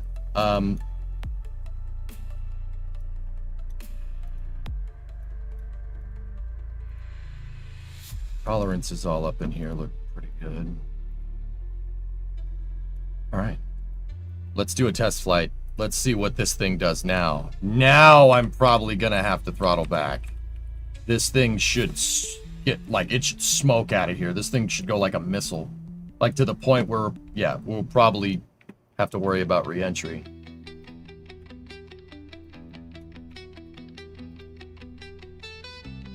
Like re-entry heating on the way up. This thing's going to go. She's going to go hard. Horizontal launch system. Moving test stand. Yeah. There's pills for that issue. No. We just got to tighten it up. You know what I mean? Tighten it up, Bob. Just got to tighten it up, dude. All right. Bring an engine overclock back down. No. Let's keep it like this so we can see if we... So, rockets, I'm going to launch it with this crazy amount of push behind it, right? I'm gonna launch it with a crazy amount of push, and we'll I'll move my throttle percentage to where the appropriate thrust to weight is, and we'll see how much thrust we need to produce out of these motors, right? T-minus 10, 9, 8, 7, 6, 5, 4, 3, 2, 1. Yeah, 1.46 out of the gate is actually pretty okay. We might want to maybe dial it back to like there.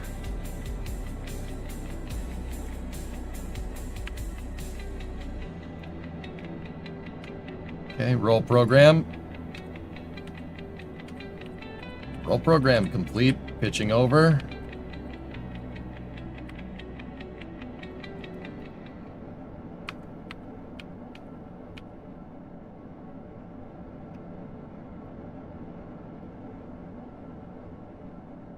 Yeah, this is okay. We got to throttle back. That's fine.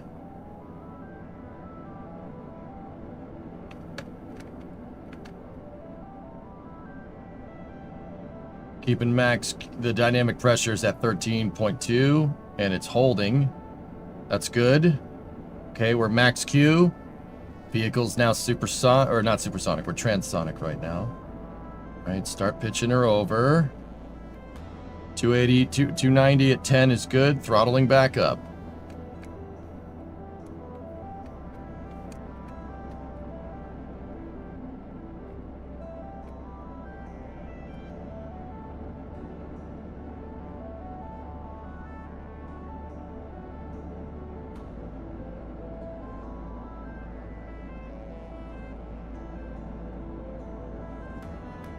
Everything's looking good here.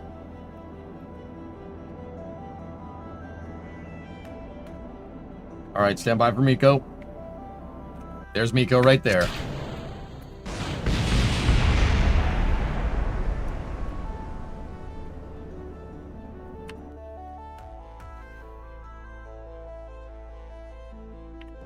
Yeah, something didn't go right with that, but that's, you know, fine.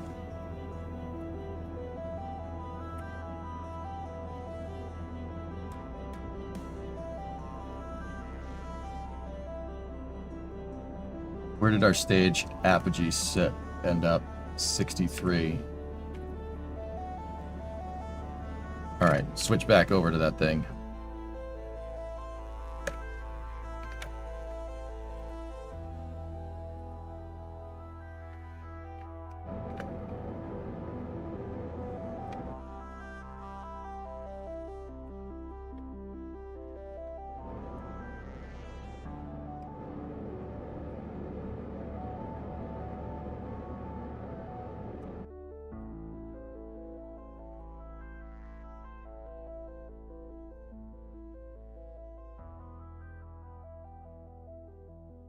Be close.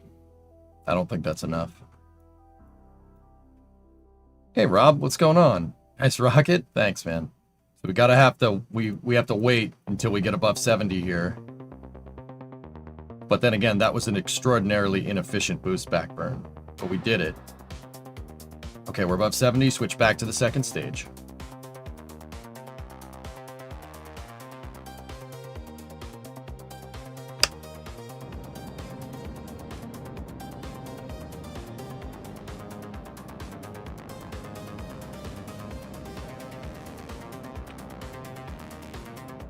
Stand by for fairing separation.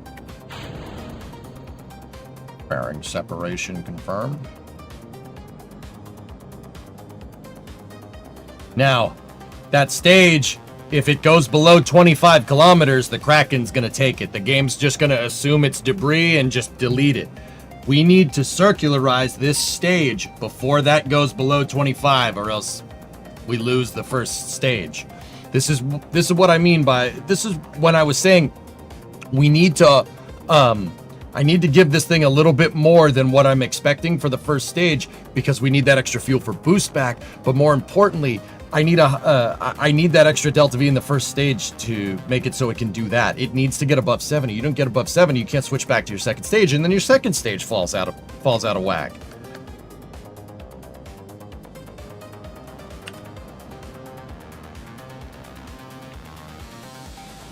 But your second stage simultaneously also needs a lot of thrust to weight. It needs more TWR.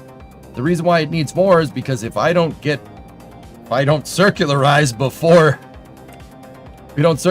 before we get below 20, before that thing gets below 25, we're gonna have a bad day. But it does look like it's coming down. It's gonna come down over KSC, which is good. This thing really needs to go, man. How much burn time do we have left? 30 seconds?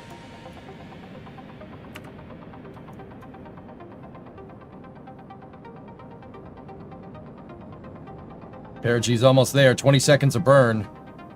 We're not making it. She ain't making it. Not with this much payload. If it does, I'll be amazed. Nope. Maybe. Gonna make it?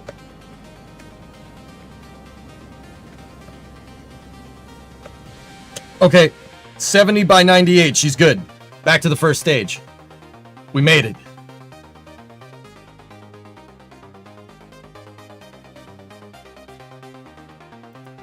Now this thing should aerodynamically stabilize, but we are coming in very, very fast, man. Oh boy. Buddy, you gotta slow down. Oh man.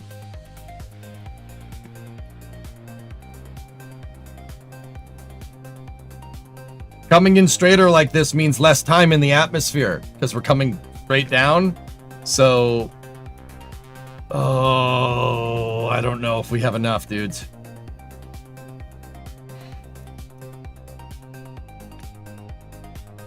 A parachute here would definitely be useful. All right. Suicide burn. Nope. Nope. We're dead. Okay. Okay. Not bad considering that boost back, that tumble and boost back was terrible. That was pretty good, man. All right, switch back to the second stage. Let's take a look and let's evaluate performance here. How much oomph does this thing have left? Nothing. Nothing. It can do 100 by 100, more or less. We have enough fuel to basically push us up to about 100 circular with 2.25 tons. Not bad. That's pretty good. If we had used all of our first stage fuel, just as we said, this would have made it easily. Pretty good, right? Now, what does this mean? Well, my first stage boost back was horribly inefficient. It was horribly inefficient. I could have done that for about half the fuel that we ended up using with that stage if I had action groups configured, if we had some reaction control systems, if we had some steerable grid, if I had some grid fins or something on, well, not grid fins, control surfaces on the stage for when we're coming down. There's a bunch of things that we could have done. That boost back was pretty bad. But even despite that terrible boost back, staging at 900 meters a second velocity, if we pop the second stage at 900 meters, this will make it. It'll make it, and it'll make it in time for the first stage. And that, look, check that out, man. We weren't that far off from what our modified stakeholder expectations are. 2250 kilos to about 100 by 100. We're 98 by 70. We can use the rest of the first stage fuel, or we could use the RCS to get us there.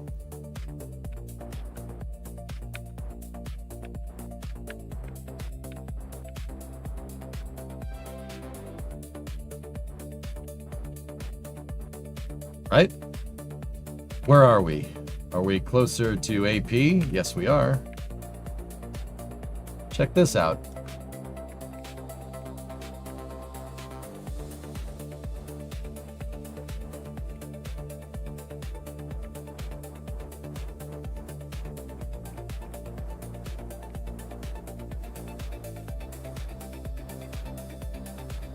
Talk about the UFO getting hit by the missile yet. Smoke, I don't understand why people think this is a channel for talking about that, dude. I'm not gonna lie to you. I have no interest in talking about any of that. Like, when have you ever heard me talk about anything like that, dude? I deal with practical applications of spaceflight. What that is, I have no idea. And I don't really care to comment, dude, to be honest. I did watch it because somebody linked it yesterday. I don't know what that is. All I'm going to say is that parallax with cameras can make things look like they're flying through the air a lot differently than they actually are, man.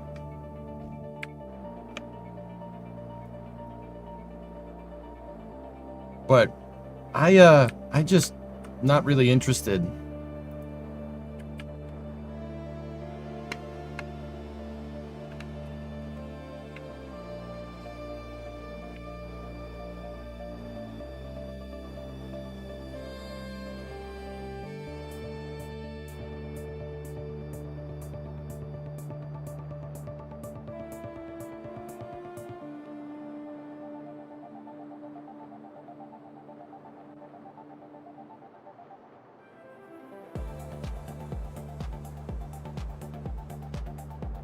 These margins are pretty close, but yeah, we'd have to optimize the trajectory. And we also had some problem with staging. Something got stuck when the decoupler went, but yeah. Here, I'm gonna transfer the fuel. into the stage. Just a little bit. I'm just gonna put enough in there to deorbit us here. Hey, Pandaroo.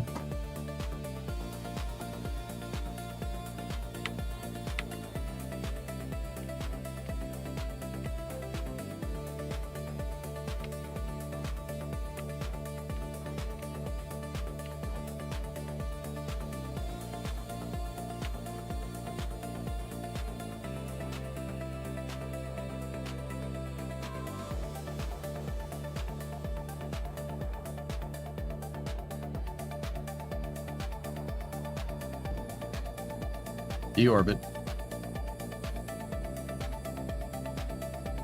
Okay. Well, we're on a deorbit trajectory. We're suborbital. Let's test payload deployment. First of all, just feel out the maneuverability on the stage.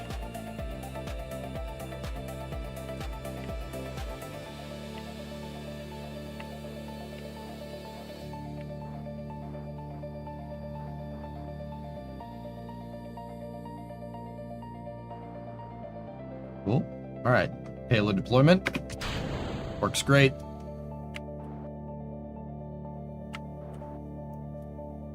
Just saying, whatever it's made out of has to be strong. Yeah, maybe.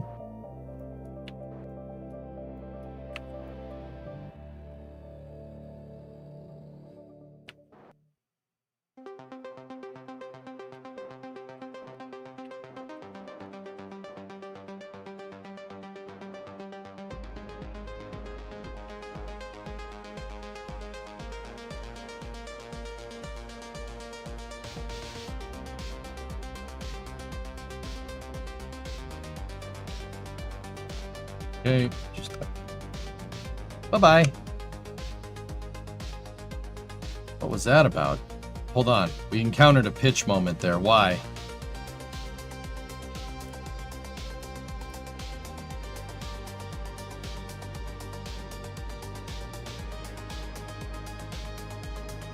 Oh, it's the asymmetry on the tank. Got it. All right, cool.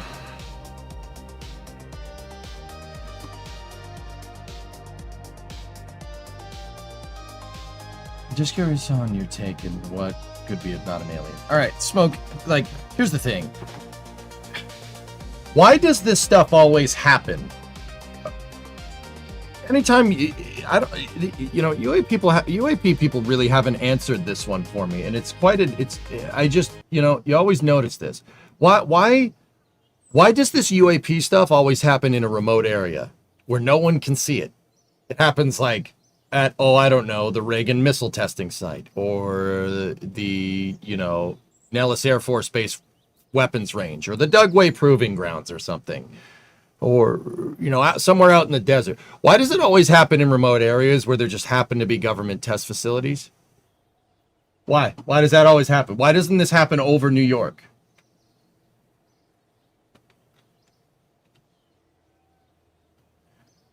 Right? Like, think about it, dude. Why does this always, like, why doesn't this happen over Europe? Why doesn't this happen over Russia? Right? What's that about? It always just happens in government test ranges. That's weird.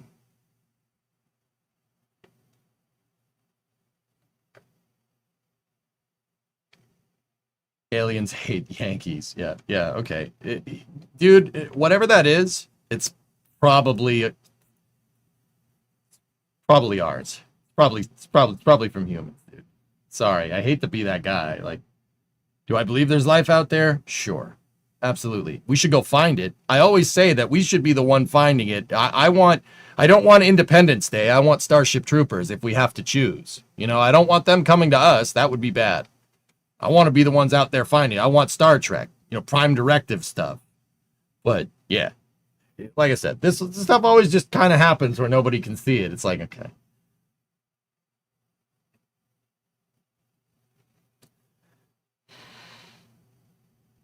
Good point. Yeah, exactly, man. Everybody has cameras, dude.